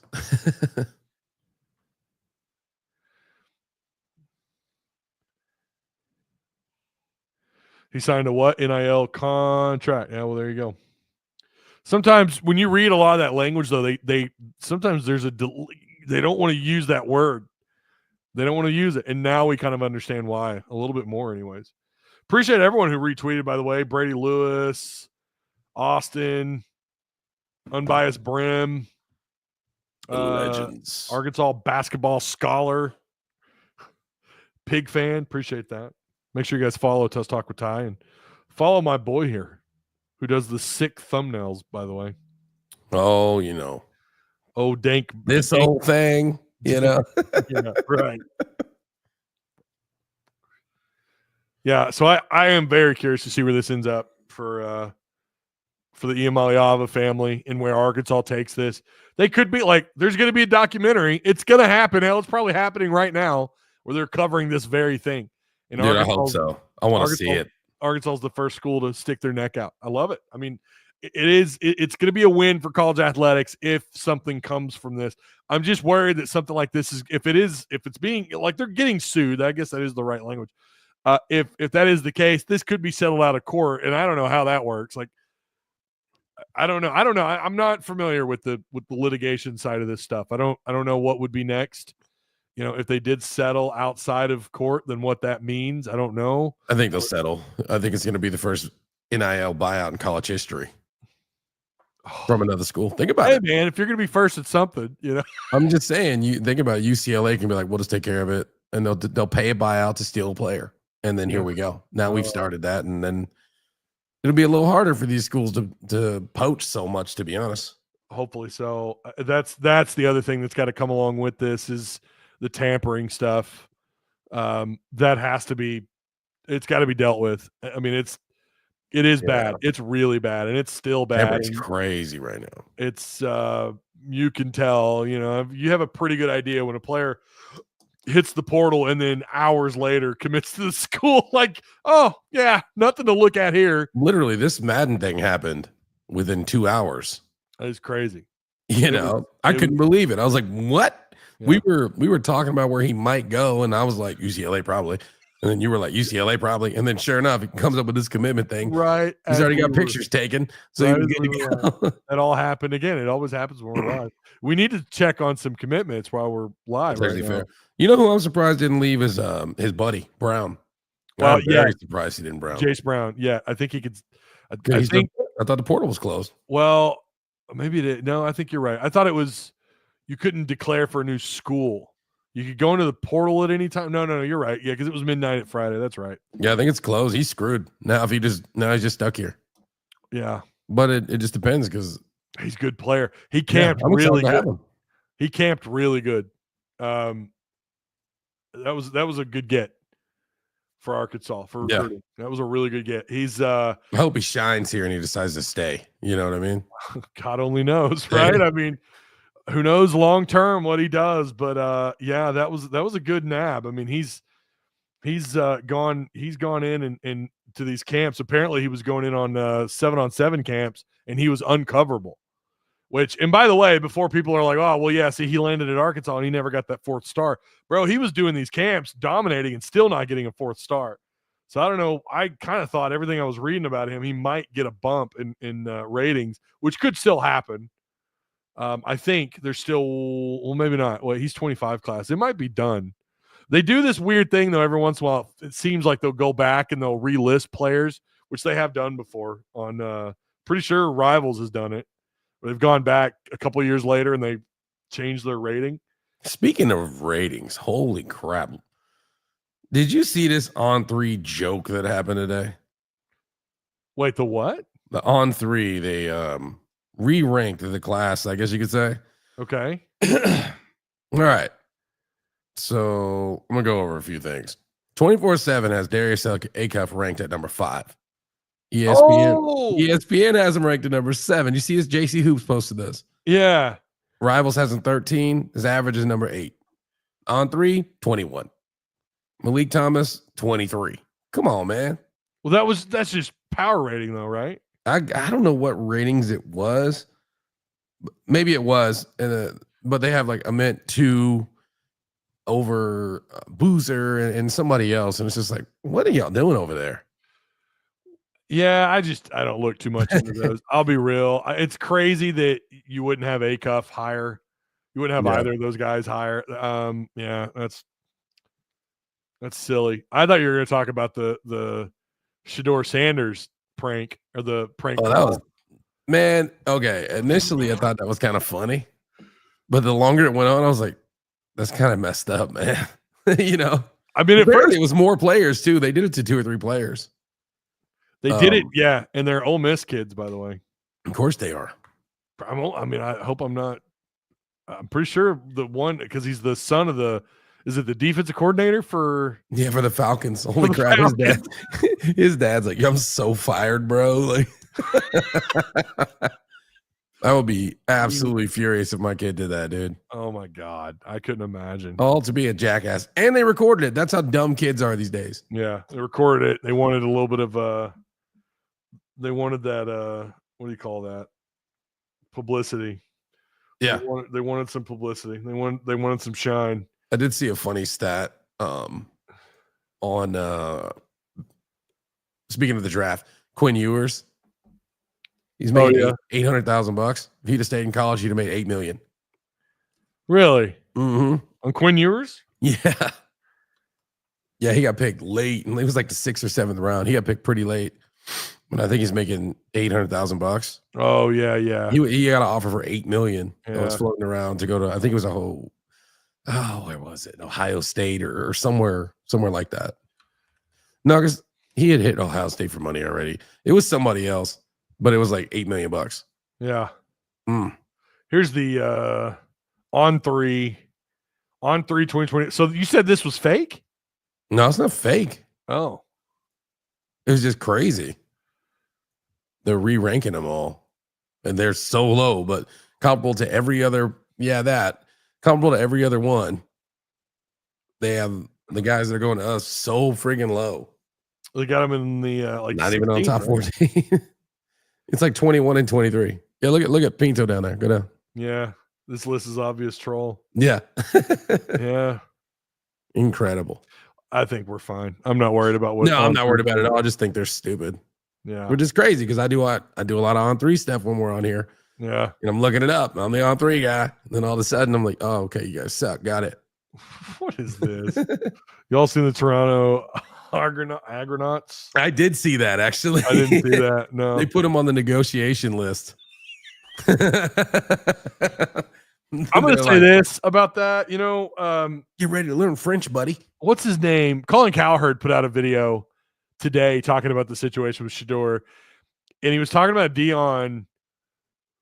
Dion, I guess, I don't know if this was a press conference thing or if, I don't know, but apparently Dion was basically saying, like, we're going to pick where my son plays.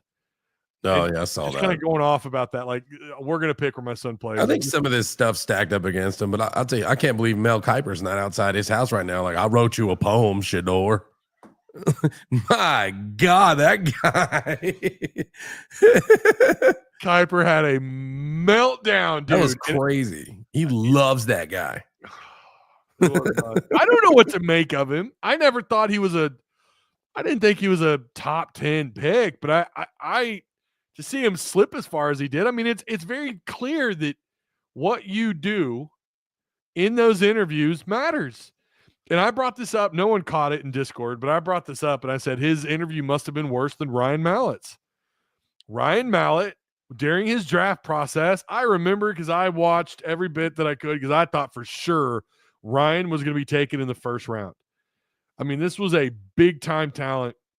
I'm curious to hear the story because I didn't follow stuff so close back then. So in his interview process, if you remember that year, maybe someone in Discord could kind of help me out. But that year was the same year Snoop Dogg had his concert at Bud Walton Arena. Mm-hmm. And the rumors were everywhere. I actually worked with guys that had – have you heard the Scantron incident? No. Oh, dude. Oh, my God. Do you know about Alma Sonic? Do you know that? Yeah, I know Alma Sonic. Yeah. Okay. This is around that – I want to say it was around that same time maybe. I can't remember. But I remember the Snoop Dogg concert because the guys I worked with, you know, I worked at the Fayetteville Sam's Club right down the road from the U of A. You know, they were all talking about Mallett there, and he was rumored their friends were he was smoking marijuana. He was smoking with Snoop Dogg. So during his interview process, and back then, you know, the information was sparse. It's not like today where everything's out in the open. Yeah. But the rumor was that they asked him about his marijuana usage in his meetings with the teams or whatever. And I guess I don't remember if he admitted to it or if he danced around it and they just didn't like it. His response, I remember something about that and him saying he did. It might have been, but everyone, you know, when you're on campus, when you're in Fayetteville, you know what's going on. You're in college, of course. No, never. Yeah. But anyways, they're saying that that's what tanked why he didn't get drafted higher. And Mallett ended up going in I think he slipped to the third round, if I remember right. Or maybe I expected Shedeur to drop to like the second. Yeah. When nobody got him, I was like, oh, it's the Manziel. They're doing the Manziel to him, bro. Remember he started sinking? Yeah. I remember I was at a bar watching the draft when we all hated Johnny when he was in college. Yeah. You know what I mean? So it's like, oh, screw that dude. And when he just kept dropping, we were all like, yeah. This is the strangest. Ty, you remind me of Harry Potter. No matter how he combed his hair. You're a wizard, Harry. You're a wizard, Harry. Well, I mean, I guess that's better than silver lining to being sick because I can do that. Autobots roll out. See, Autobots. Yeah. Update on Hog Hoops really quick. We've got Coach Cal on the thumbnail. I guess we ought to talk about it. It's I don't know why I thought you were going to say on the phone, and I was like, let's go. Yeah. Yeah, well, we could have put like 15 things on the I knew this would be a pretty, you know, this is going to be an hour and a half. Yeah. The roster, apparently it's done. I mean, that's been the belief now. That's been reported multiple places. The question is is it done and you're assuming Knox returns? Carter Knox, there's a mock draft. There's some mock drafts that have him going right now. In the first. Well, no. I thought you said one of them was the end of the first. No, one of them, and I don't know which one it was. It might have been was it NBC Sports? He's on average, I'll just have to say that, on average, it's about the 34th to 36th pick. So early second round with the possibility of him climbing into the first round. So, I mean, he's trending upwards. He has been trending upwards. So I guess the question is, oh boy. What's the second round payout look like in the NBA? It's not great. I mean, obviously, it's not going to be anything compared to like a lottery pick. Well, hopefully Carter's listening. Look what happened to Quinn Ewers. Don't do this. Come back, bro. Come back. I think he still comes back. I knock on wood. I think he comes back. I think he gets a whole year to showcase what he can do. He knows and understands, the system and what Cal wants to do. He's going to be surrounded with also core players like Trevon Brazile, Billy Richmond, DJ Wagner. People he knows with, the system he knows. Part of me wonders if we're finished because we might have to buy him back. I hope not. You know what I'm saying? I don't know if that's the case or not. Because honestly, if he doesn't come back, we're kind of screwed a little bit. Well, you lost to Duthero, who was his, that's who you kind of compared him to, was a Duthero. Yeah. We'll miss the production for sure. I mean, that's Knox. Knox is a dog, man. That's why I think Cal told him, you know what, go ahead, try, see what happens, come back, get your grade, don't hire an agent, and you'll be, and we'll get you further next year. I think pay you more than the NBA will. That's what I think that's probably what's going to happen. I mean, they're going to give him some more Tyson money. Maybe he's the prize this year in the offseason. Don't get me wrong, I like Pringle and Malik Ewan, but I'm just selfish. I want all of them. You know what I mean? I said I'm just selfish. I want to have all those players and Knox. Yeah, all the Final Four team, man. Let's go. I mean, with Knox, and I agree with what Brim said on the show a couple of weeks ago. That's your difference. If you want to go on a run, that might be your difference. Getting to a Final Four, getting above a Sweet 16 is bringing someone like Carter Knox back. I mean, again, 6'6", 230. The guy went off towards the end of the year. He was a key piece. He was a core player. I loved his shot selection.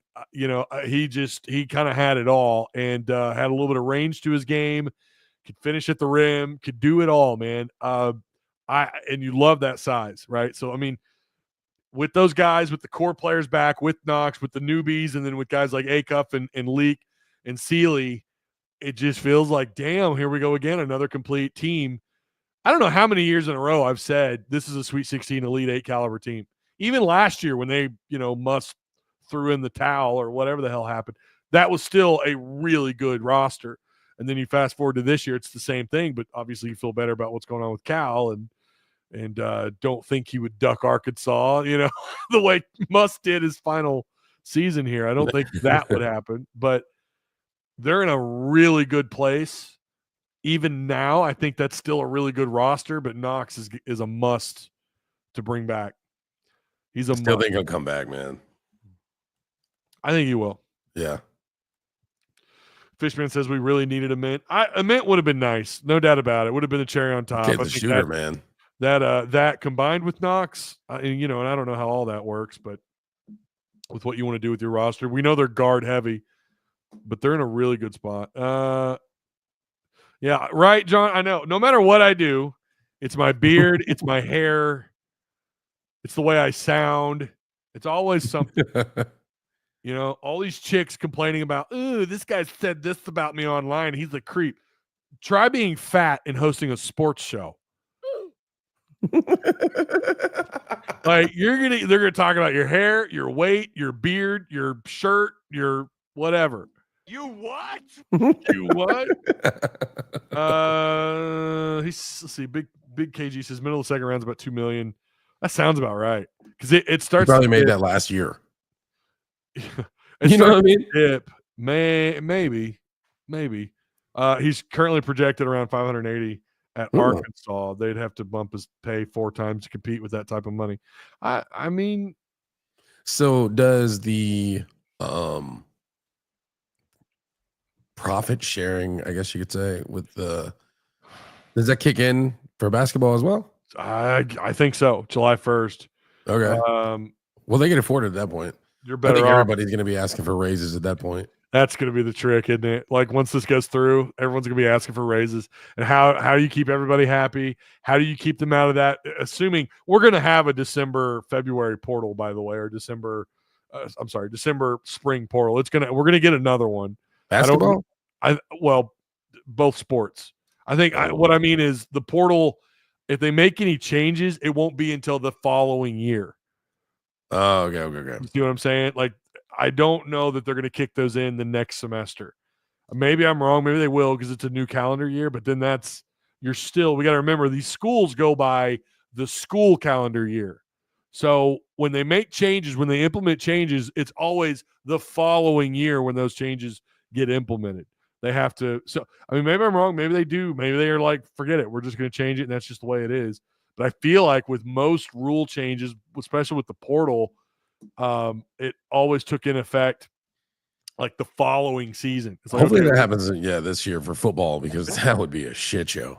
Well, all the guys about to play and they're like, "Oh, I want to raise, or I'm out of here." It's going to be a shit show regardless. I don't know how they avoid that. I mean, I wonder if they've been planning it, going, "Hey, when this kicks in, this is what we're going to go to." That's Hunter Yurchek's job, isn't it? I'm going to use that as a negotiating tool all day. Hunter Yurchek's he's got to be on top of that, and I've been pretty vocal about how I think he's been behind on the NIL stuff, and he has. I don't think there's any doubt. He was behind on hiring Sam a GM. I don't know why it took him. Sam's just hired one like this month. Yeah.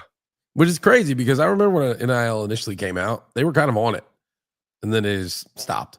Well, yes and like, no. So we're starting a division for it, and blah blah blah blah blah. And I was like, damn, they're kind of up on this thing. Well, the crowdfunding part of it, the fan funding, the edge, with the rewards and whatnot. Yeah, was what, like 2023? I think edge rewards still suck. I'm an Edge member. I got a hat and 2 koozies. You know what I'm saying? $50 a month, bro. Yeah, you $100 a month, you'll get a hoodie though. I don't know why they don't, like, they should have gotten, I don't know, local businesses involved, get you nice heavy discounts like a Rights. I think they do offer isn't there a discount for Rights? Isn't there like a deal? I think for so. Rights is so like in on the Hogs, they'd probably do whatever they need. I want to say there is a discount involved there. You may want to look that up, bro, and you can buy me some barbecue. Oh, you talking about the Edge? Oh, okay, maybe I can do that.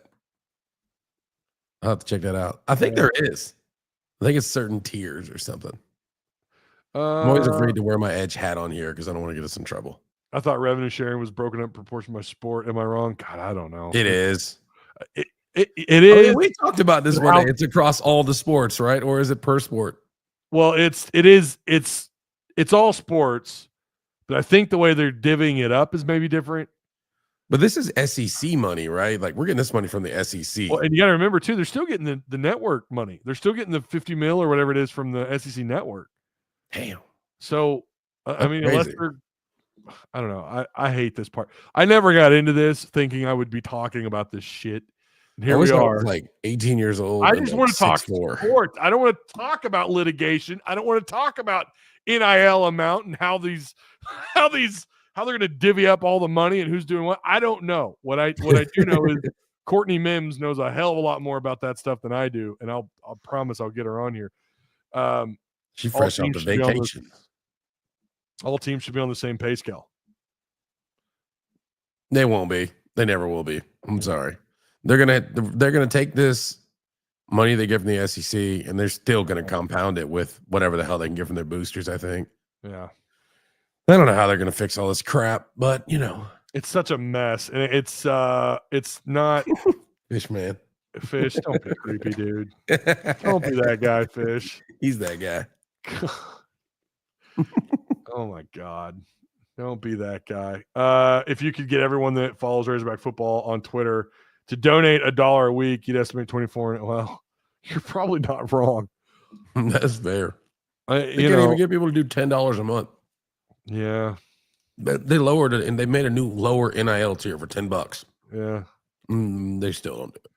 Again, like the payoff, what Courtney Mims talked about when I had her on, God, when was that? Last summer when we talked about this, about how like there's no transparency as to who's getting what dollar amount. You know, like this Iamaleava stuff, we didn't know what he was making until the shit hit the fan.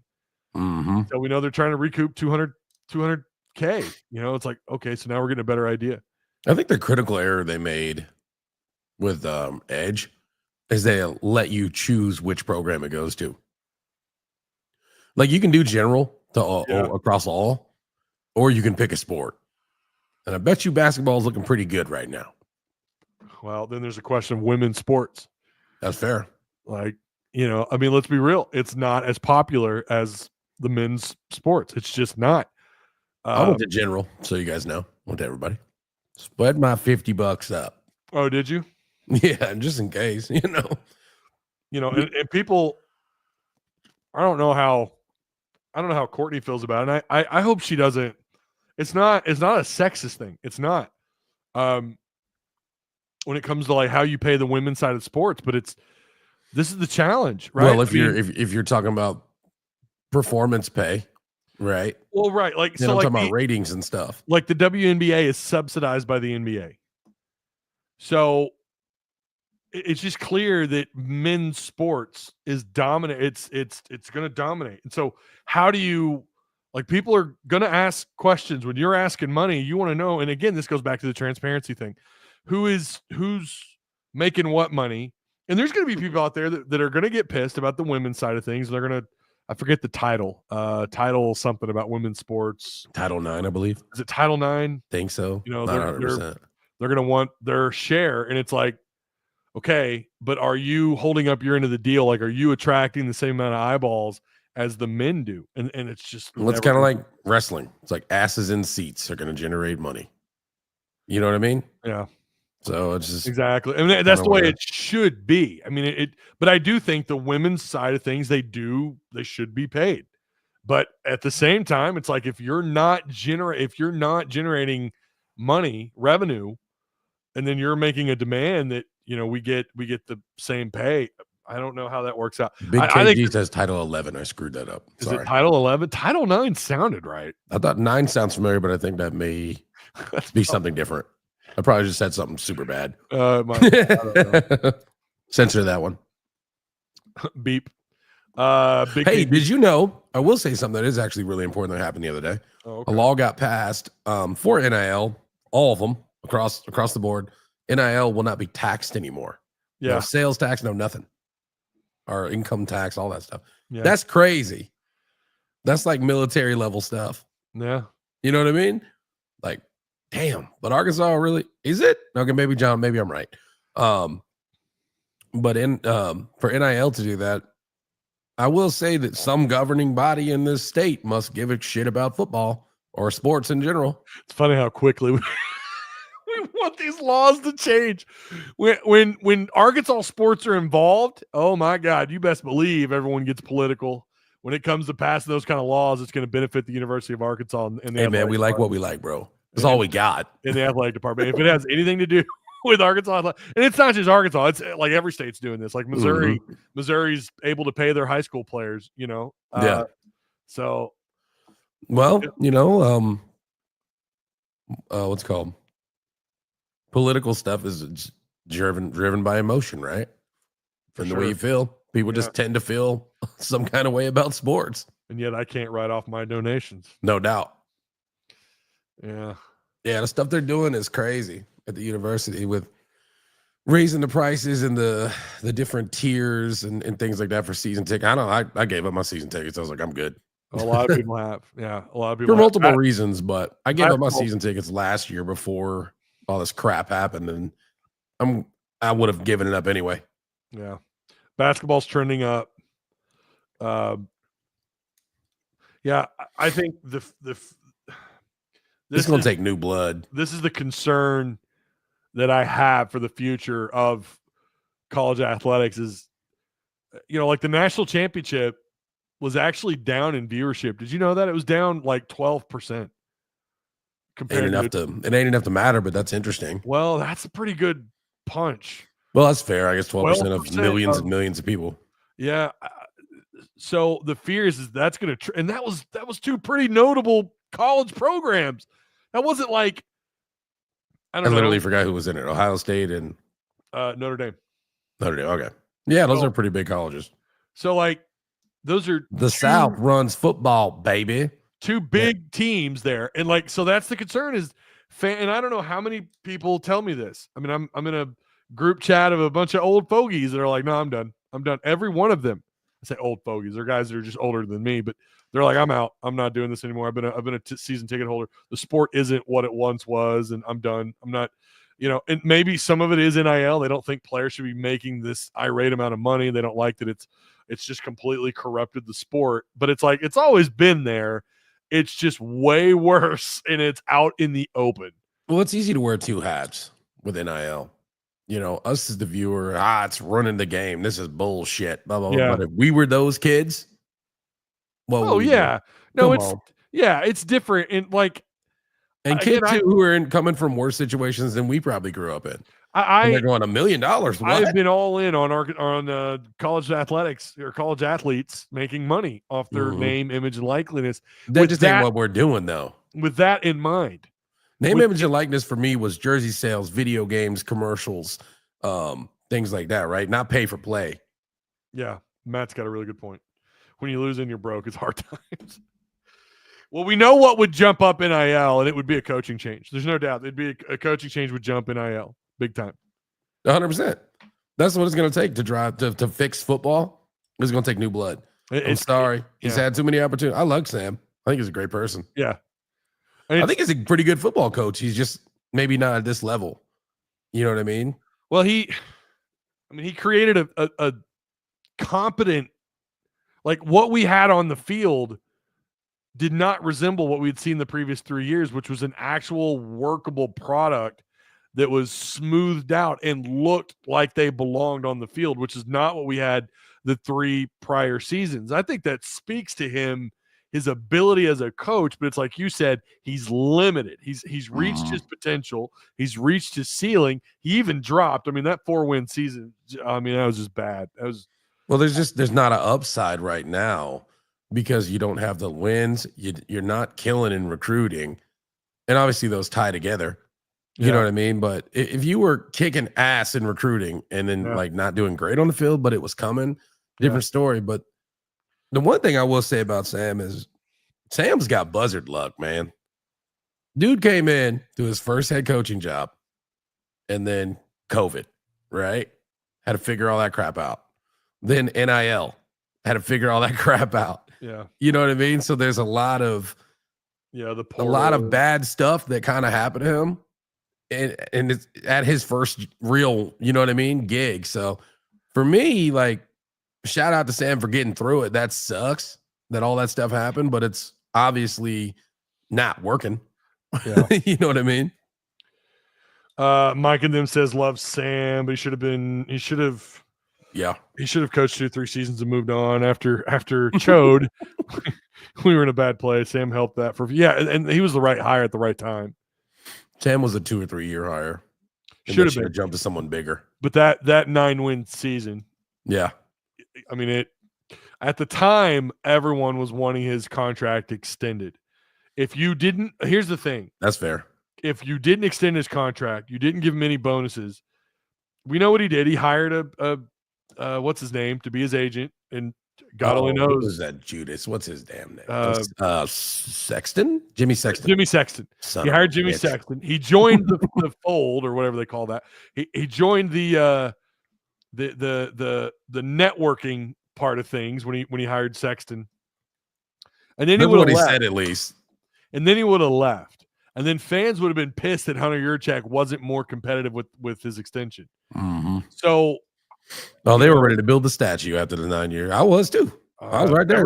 Sam is the GOAT. Everybody was all in. As someone who's had a Discord, who's kind of built a community, even with the you built a gigantic community, man. What are you talking about? Discord's awesome. We built something, and I've been able to kind of gauge for the most part, and obviously being I say active on Twitter. I don't post, but watching Twitter, watching Facebook, talking with people out in the streets when they see me, the attitude has completely shifted. And I guarantee you, if they did not renegotiate, if they didn't extend his contract, and then with him having Jimmy Sexton as an agent, you're telling me he wouldn't have tested the waters and tried to leave, and then fans would have been pissed at Hunter. So it's just the name of the game. Like, you had to give him an extension. You could not let him put his name out there. And at the time, again, it looked like a genius hire. Think about Hunter Yurchek and the narrative around him as an athletic director 3 years ago compared to what it is now, right? He doesn't get credit for Coach Cal coming here. He doesn't get credit for that. That's John Tyson. He's getting a lot of heat for keeping Sam for as long as he has. Again, guys, I don't want you to think I'm out here saying that was the right or wrong move. I'm not saying you're not right to be pissed at what's going on. I'm just saying, like, that is the system in which we have built in college athletics. That, as far as coaches are concerned, it mirrors the NFL in terms of hiring coaches, giving them extensions when they do well, so on and so forth. But think about when Hunter first took the job, he fires Chad. He hires Sam Pittman. He's hired Eric Musselman, who turned the program around. He apparently gave Dave Van Horn everything he wanted with Baum and doing all that stuff with all the facility upgrades. He has worked on the Bud Walton Arena upgrades, although they've kind of backpedaled on some of that. Like, he has done. Well, Cal publicly stated he didn't care about the renovations. He wanted money for NIL. Right, yeah. But he has done mostly a pretty good job. It's just that we're mad that Sam, the outcome is what it is, and that Hunter was forced to give Sam an extension, and he's still here. Now, then you can argue, well, yeah, but they should have pulled the trigger last year because it was cheaper than the year before. And I agree with that 100%. I've said, I'm on record as saying this. I'm on record as saying he should not be back for another year. And here he is. So now, obviously, the next phase is, what is the line in the dirt? What's the line in the sand? How many wins is it? Yeah. What are the expectations for Sam? What should they be for fans? And what should they be for Hunter? And if you ask me, both the fans and Hunter Yurchek should have the exact same expectations in terms of wins and what it would take to bring him back. Because I guarantee you, for fans, that number's like 8 or 9 wins to bring him back. I'm really wondering if Hunter Yurchek's going to end up going down with the ship. Like Jeff Long did with Bielema. They held them both too long, and it was just like, nah, let him go. You know what I mean? They fired. I remember them announcing they fired Jeff Long, and then shortly thereafter they fired Bielema, or maybe reverse those. Yeah, Brady says 8 or 9. I mean, I think so too. Winning is the only remedy for Sam right now. It is, and that sucks because we all do like him. That's the only thing he's not doing. Yeah. Everybody likes him. I don't hate him being our coach. He just doesn't win enough. It's just not enough wins. And he's not. I'll tell you the thing for me that really, I just don't understand how this is the case. Why has every year he's been here, outside of maybe 1 year, why has the offensive line been in shambles? Yeah. It's not been good. And that's his background. I don't care that he doesn't coach the group. You're a head coach. You hang your hat on offensive line. That's your reputation. That's what you're known for. You're this A-tier offensive line coach. You've coached at big programs. You definitely turned things around here on the offensive line when you were the offensive line coach. I mean, look at who he put into the league, right? Look at his guys that he recruited over the years, whether that be here or Georgia or wherever else. I just don't understand why it's like every year we're talking about how they need to upgrade and add depth. I think a lot of it is the NIL stuff, and it is the portal. He's not able to sit down and just build the offensive line, like he was before the portal. Before the portal, you could just stack up talent and develop guys. Now it's like a McDonald's drive-through. Yep. It's like you just better go and kill it in the portal. John says what happened in the last 3 years. Yeah, and John, that's my point.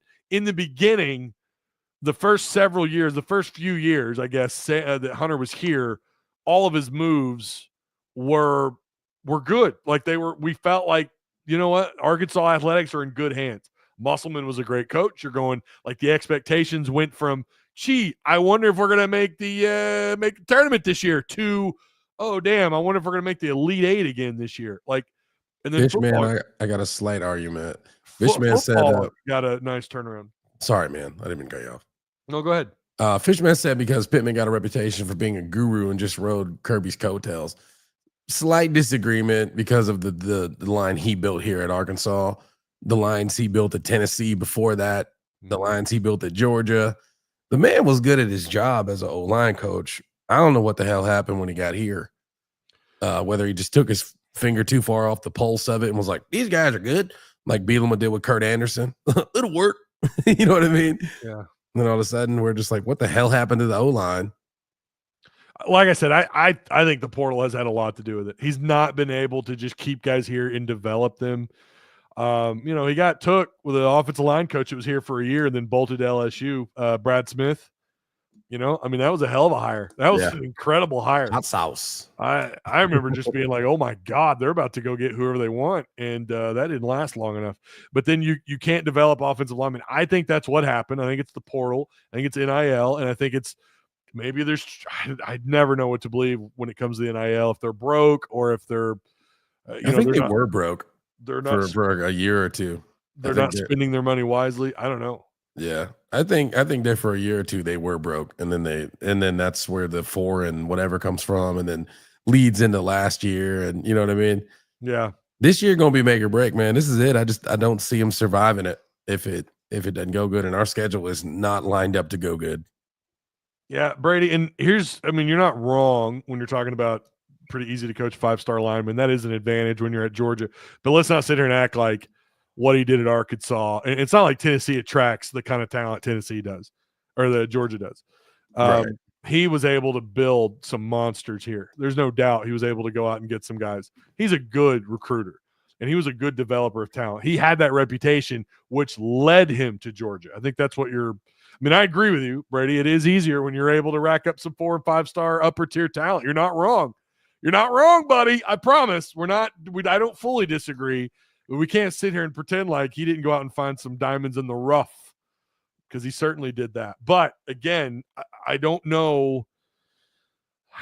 There doesn't seem to be, it's never really felt like the emphasis has been on let's build from the inside out. It's like on the line of scrimmage on both the offensive and defensive line. Let's be real.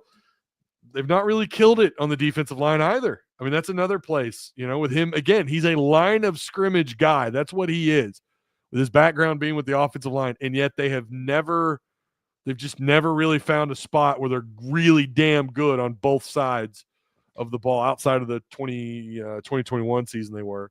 Remember that year we had the heaviest O-line in football? Yeah, that was when you had, that was Ragnow. How much do you think that line would cost this year, this day and age? That would be probably half your NIL budget. That's what I'm saying, man. I'm like, dude. Yeah. I just don't think they've had the damn money. It might be that they have really been that broke. That really could be the case. Yep. It really could be that case. I didn't mean to dive y'all into a Sam Pittman portal there. Well, this time of year we'll take it. Arguments can be made for Sam, but at the end of the day, wins versus W's versus L's is all that matters this far into his tenure here. Oh, 100%. 100,000%. What is his 7th year? Well, he's his 7th year. What year is this for him? 5th? So Sam got hired in 2020. He's going into what year? Oh, okay, 26. So it's his 6th year. Yeah, 2020. Because remember, 2020 they went 3-7. Yep. And listen, that was 3 conference games. Gave Georgia hell for a little bit there. The first half we had them. First half they did. They had him on the ropes. 2021 he went 9-4. 2022 he went 7-6. 2023 4-8, which is that has just killed his reputation. Killed it amongst fans. Tennessee saved him last year. Amongst all the BS, if we'd have won, we should have won that Oklahoma State game. My goodness, that was an ugly one. I was so pissed. I was in US Pizza in Springdale watching that game. My brother-in-law was like, "We're about to eat shit," and I was like, "No, we're not." He's like, "Yeah, we are. We're gonna lose in overtime, dude." How much would McFadden get? Dude. Oh my God. Generational player. When he was imagine that. When he was a Heisman runner-up his sophomore year. What do you think he would oh my God. In today's market? 2 to 3. Oh, more than that. Think so? What's a good running back run these days? Dude, I know quarterback's like $2 million. To be a runner-up Heisman as a sophomore, which is already kind of unheard of. You're saying the year after. Okay. Yeah. Yeah, he'd be a lot. Yeah. I'm sniffling this is true too. Yeah, Ryan was a transfer. He transferred in from Michigan. Boy, that is correct. He would have been pricey coming from Michigan, especially. Pricey. Holy crap, dude! And I'll be real. I do think he loves Arkansas. I think he probably would have been a Hog. I think Mallett would have tried no matter what. If we're talking about like this current era, I think because he's from Lincoln, he's from the area up here. You know, I know he graduated down in DMAC same way. Yeah, DMAC. I feel DMAC like wasn't going nowhere, dude. Hillis was all Hog. We've had this conversation before. I don't know. Like, could you imagine what if NIL happened 20 years ago? Holy shit! Y'all want to run some dreams. Hold on though. I mean, who was coaching 20 years ago? Nutt. It's Houston Nutt. Yeah. So Houston Nutt with money. Holy crap! I mean, I don't know, man. He's the greatest motivational speaker of all time. If there's anyone who could hype you up for coming in and being a Razorback, I don't know. Yeah, but I guess the question would be, he said there's many Jacksons and Washingtons, but what about these big face hundreds? Yeah, I think at the end of the day, it probably doesn't matter who your head coach is. Really, it's all about the dollars. I guess that's probably, but Houston Nutt would be a bonus. I mean, nothing against Pittman, but compare the two side by side. I mean, Houston Nutt could get you to run through a brick wall. Yeah. I mean, still want him to be our AD someday, dude. I remember probably, yeah. He's getting old, man. I want someone who can handle NIL and understands the language. And yeah, we need like a businessman now. But I remember when Houston Nutt was here, he had open practices. You could literally walk up and watch the Razorbacks practice. But was he dealing with what we're dealing with now with Connor Stallions level shit? You know what I mean? Back then, though, schools were closing off their practices to only media. Even back then, like it wasn't. I mean, I'm sure it was common, way more common than it is today. It doesn't happen at all today. But I remember being a kid going to his practices, and it was fun to watch him with that big old damn hat that he always wore, and just watching him get after players, slapping them on the butt, and talking about the grits coming and all this. Like, it was so fun to watch him practice, and I would have played for him. Hell yeah, I definitely. And Pittman's got a little bit different body language. He's a little quieter. He's a little bit more reserved. He's always got his hand on his chin, and he's kind of watching what's going on. Or in this case, driving around in a golf cart. I remember when we get our ass kicked. They caught him on camera cussing at all the linemen. Sam? Yeah. Practice? Yeah. Everybody was like, "Oh, that's what I'm talking about." I was like, "Yeah," but I talked to Cam Ball, and maybe right before that video came out. No, it was a year before that, and he's like, "Sam Pittman getting your ass, man." Yeah. He's like, as I asked him, I was like, "Is Pitt always laid back?" He's like, "Hell no." It was kind of funny to see people be shocked by that, because it was like, man, I've heard Sam swear at practice. Like, that's nothing. That's not anything. By Petrino. Yeah. Fishman in the super chat: when Pittman inevitably gets fired, who wants to coach this broke ass? Oh no, the next guy's gonna have it set up. They're gonna inject a ton of money into it. NIL is gonna increase. I shit you not, it will. You know who would inspire NIL big time. I mean, I'll see if chat can. They're gonna get Joey McGuire. That's what they're gonna get. No, well, I don't know who they're gonna get, but if they could get a certain coach west of us, who's in John. If John Haas is still in chat, he's in John Haas's area. If he everybody's saying Gruden, head coach, Matt. We're talking about head coach. By the way, really quick, while you guys are guessing who I think would jolt NIL, have you seen these? No, that looks all. What? Oh, really? I'd never. God bless. I tell you what, dude. I wish I had my Pringles handy, because they burned my soul out of my body earlier. Everybody's saying Gruden. Oh, Rhett Lashley. That makes sense. You think so? Oh my God. I don't think Rhett Lashley would just blow it up like that. You think he would? Oh my God. Are you kidding me? Really? Rhett Lashley, what he's done at SMU? Rhett Lashley gonna walk away from all that oil money to come here? That's the thing. I don't think it'll happen. They gave him an extension. Of course, with them being a private school, we have no idea what they offered him. Hey, I'm telling you, a name to watch. Joey McGuire from Texas Tech. That dude loves Arkansas. Oh well, yeah. And look at it. Look at his recruiting classes this year. He's done pretty well, right? He was number one for a while. The portal. You're talking about the portal. Was it portal? Yeah, they weren't number one in high school recruiting. Okay. Texas Tech will never be number one in high school recruiting. Yeah, everyone in high school. But, well, I say that. They did they had some big alumni just bolt a bunch of okay, but money. He's kind of good at the one that counts. Yeah. You know what I mean? The one that matters more than anything now. Yeah, the portal ones. He could bring a whole damn team in overnight with the right budget. I'm almost positive he had at one point the number one transfer class. Yeah, he did. I swear he did. Because I was going, damn, we just beat their ass and they're ranked like number one in recruiting in something. Yeah, I know. That's what I'm saying. Mr. DC Kyle said he talks so much about growing up a Hog fan. Yeah, he did. You think that dude wouldn't come here? I'd tell you. I mean, they could snatch him up, and I'd be happy about it. He would be exciting too. I think he would also, but I still think Rhett Lashley would do more. I mean, I need to watch more of his games, dude. I just didn't watch very many SMU games. I guess. I mean, SMU and their defense was salty. Now, look, I'm not saying. First off, I'm not saying that would happen, and I'm also not saying that he's going to be elite again. God, we're getting into the who you going to get chat. We're doing it. We are. We're in the who you going to get. We are.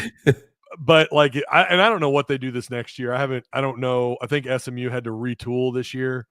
So I don't know what their expectations are this year, but everything he's done leading up to this season has been spectacular. And by the way, SMU's done a really good job in the portal as well.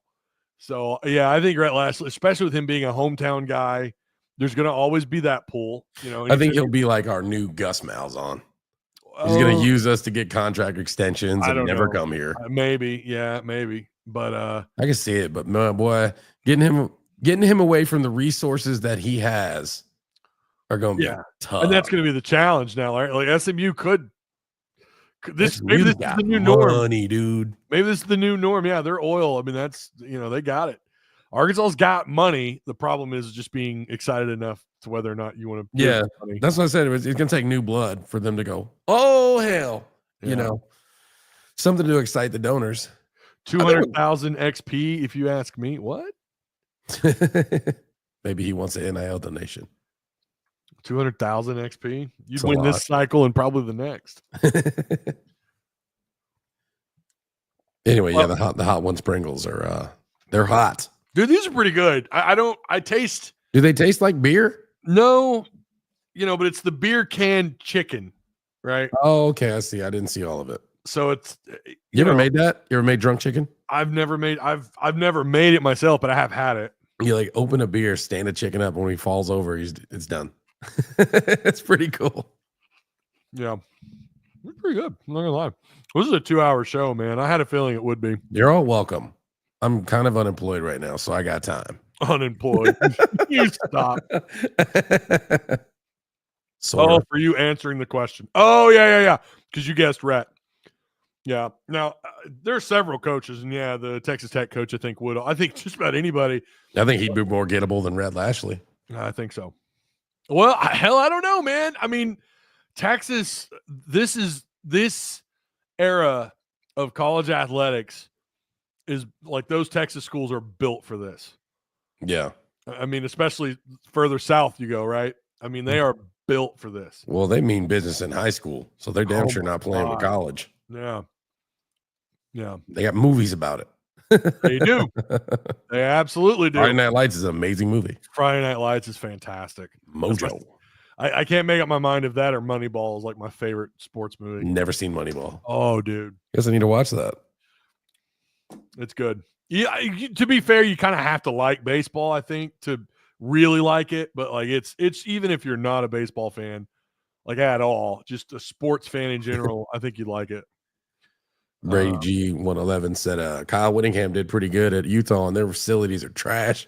Cliff Kingsbury, yeah. Cliff ain't coming here. No, he ain't I thought that for a while. I even like tweeted it a few times, and the more I thought about it, I was like, that's stupid. It ain't gonna happen. Yeah. Speaking of Texas Tech, right? No, that's gonna happen. We're gonna steal Joey McGuire, and they're gonna rehire Cliff Kingsbury. That's what's gonna happen. Well, to be fair, that is the thing that Arkansas will have over those other Texas schools is they are in the SEC, and he would actually want to be here. But the thing that does give you pause though is the NIL money. right now, like, that's going to be the thing you look at if you're a head coach. Like, if I'm a coach getting offered the Arkansas job, I'm gonna be looking at resources. Yeah, I mean, that's going to be the first thing you look at. Okay, so you're going to pay me this much, but how much am I going to have to build a team that doesn't suck so you don't fire me?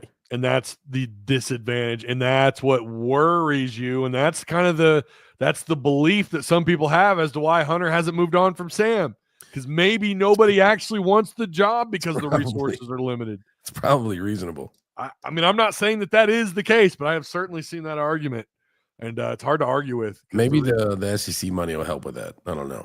Yeah, the share, I keep forgetting the word. I keep wanting to say profit sharing.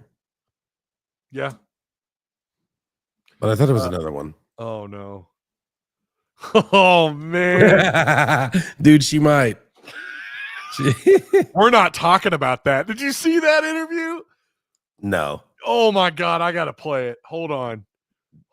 Did you see the On3 thing where they posted hers and I put a tweet and it said her office and it was the black couch? Dude, you have to see this. All right, let me see it. Let me pull this up. You just gonna find the awkward thing? Revenue sharing, yes, man. Revenue sharing, right. That's revenue That's sharing. the word. What did we say? I kept wanting to say profit sharing, but that's revenue sharing. when you pay your employees from business whenever they've been here a long time. Forgetting what you're talking about. I know. Yeah, that's the lights. The lights in the camera make you forget stuff you know all day long. It's been a long day. I don't know. How the hell do you spell Belichick? Is it B? Ooh, Belichch. I don't know. It'll autocorrect it. Belichick. Interview or Belichick girlfriend. Oh, damn. Oh, Belichick. Yeah, Billy Chick. Oh, man. This is okay. Let me share this. If you guys have not seen this, and I realize we're now, like, if you're still here, hey, man, you're here for the fun. Fishman said Belichick is literally a cradle robber. He kind of is. Bro, watch this. I'm probably going to get, I don't really care anymore. Oh, we did get on this video. Private life, it's got nothing to do with them, but they're invested in it. How do you deal with that? Never been too worried about what everybody else thinks. Just try to do what I feel like is best for me and what's right. How did you guys meet? Not talking about this. OnlyFans. It's a topic neither one of them is comfortable commenting on. Though Hudson has recently posted about it on Instagram. She's a mail order bride. Face. What? She's a mail order bride, dude. Oh my gosh. As you put it. I love that. There's some great pictures of you and Jordan where you're a fisherman and she's a mermaid. It's charming. It's a different side of you. What's the reaction been like? We're on to Cincinnati. What's it been like? To have these different sort of photos. There's another one where you're doing, I know you're not into meditation or yoga or Pilates. You're balancing Jordan on your feet. She's doing kind of the Titanic pose. Yeah, so I'm on some of those social media platforms, but I honestly don't follow them. He's so what he does follow isn't Photoshop. Clicks or views, but touchdowns and above all wins. You do seem like you're having a lot more fun these days than you were in other chapters. Anyway, this part. Everybody in the world seems to be following this relationship.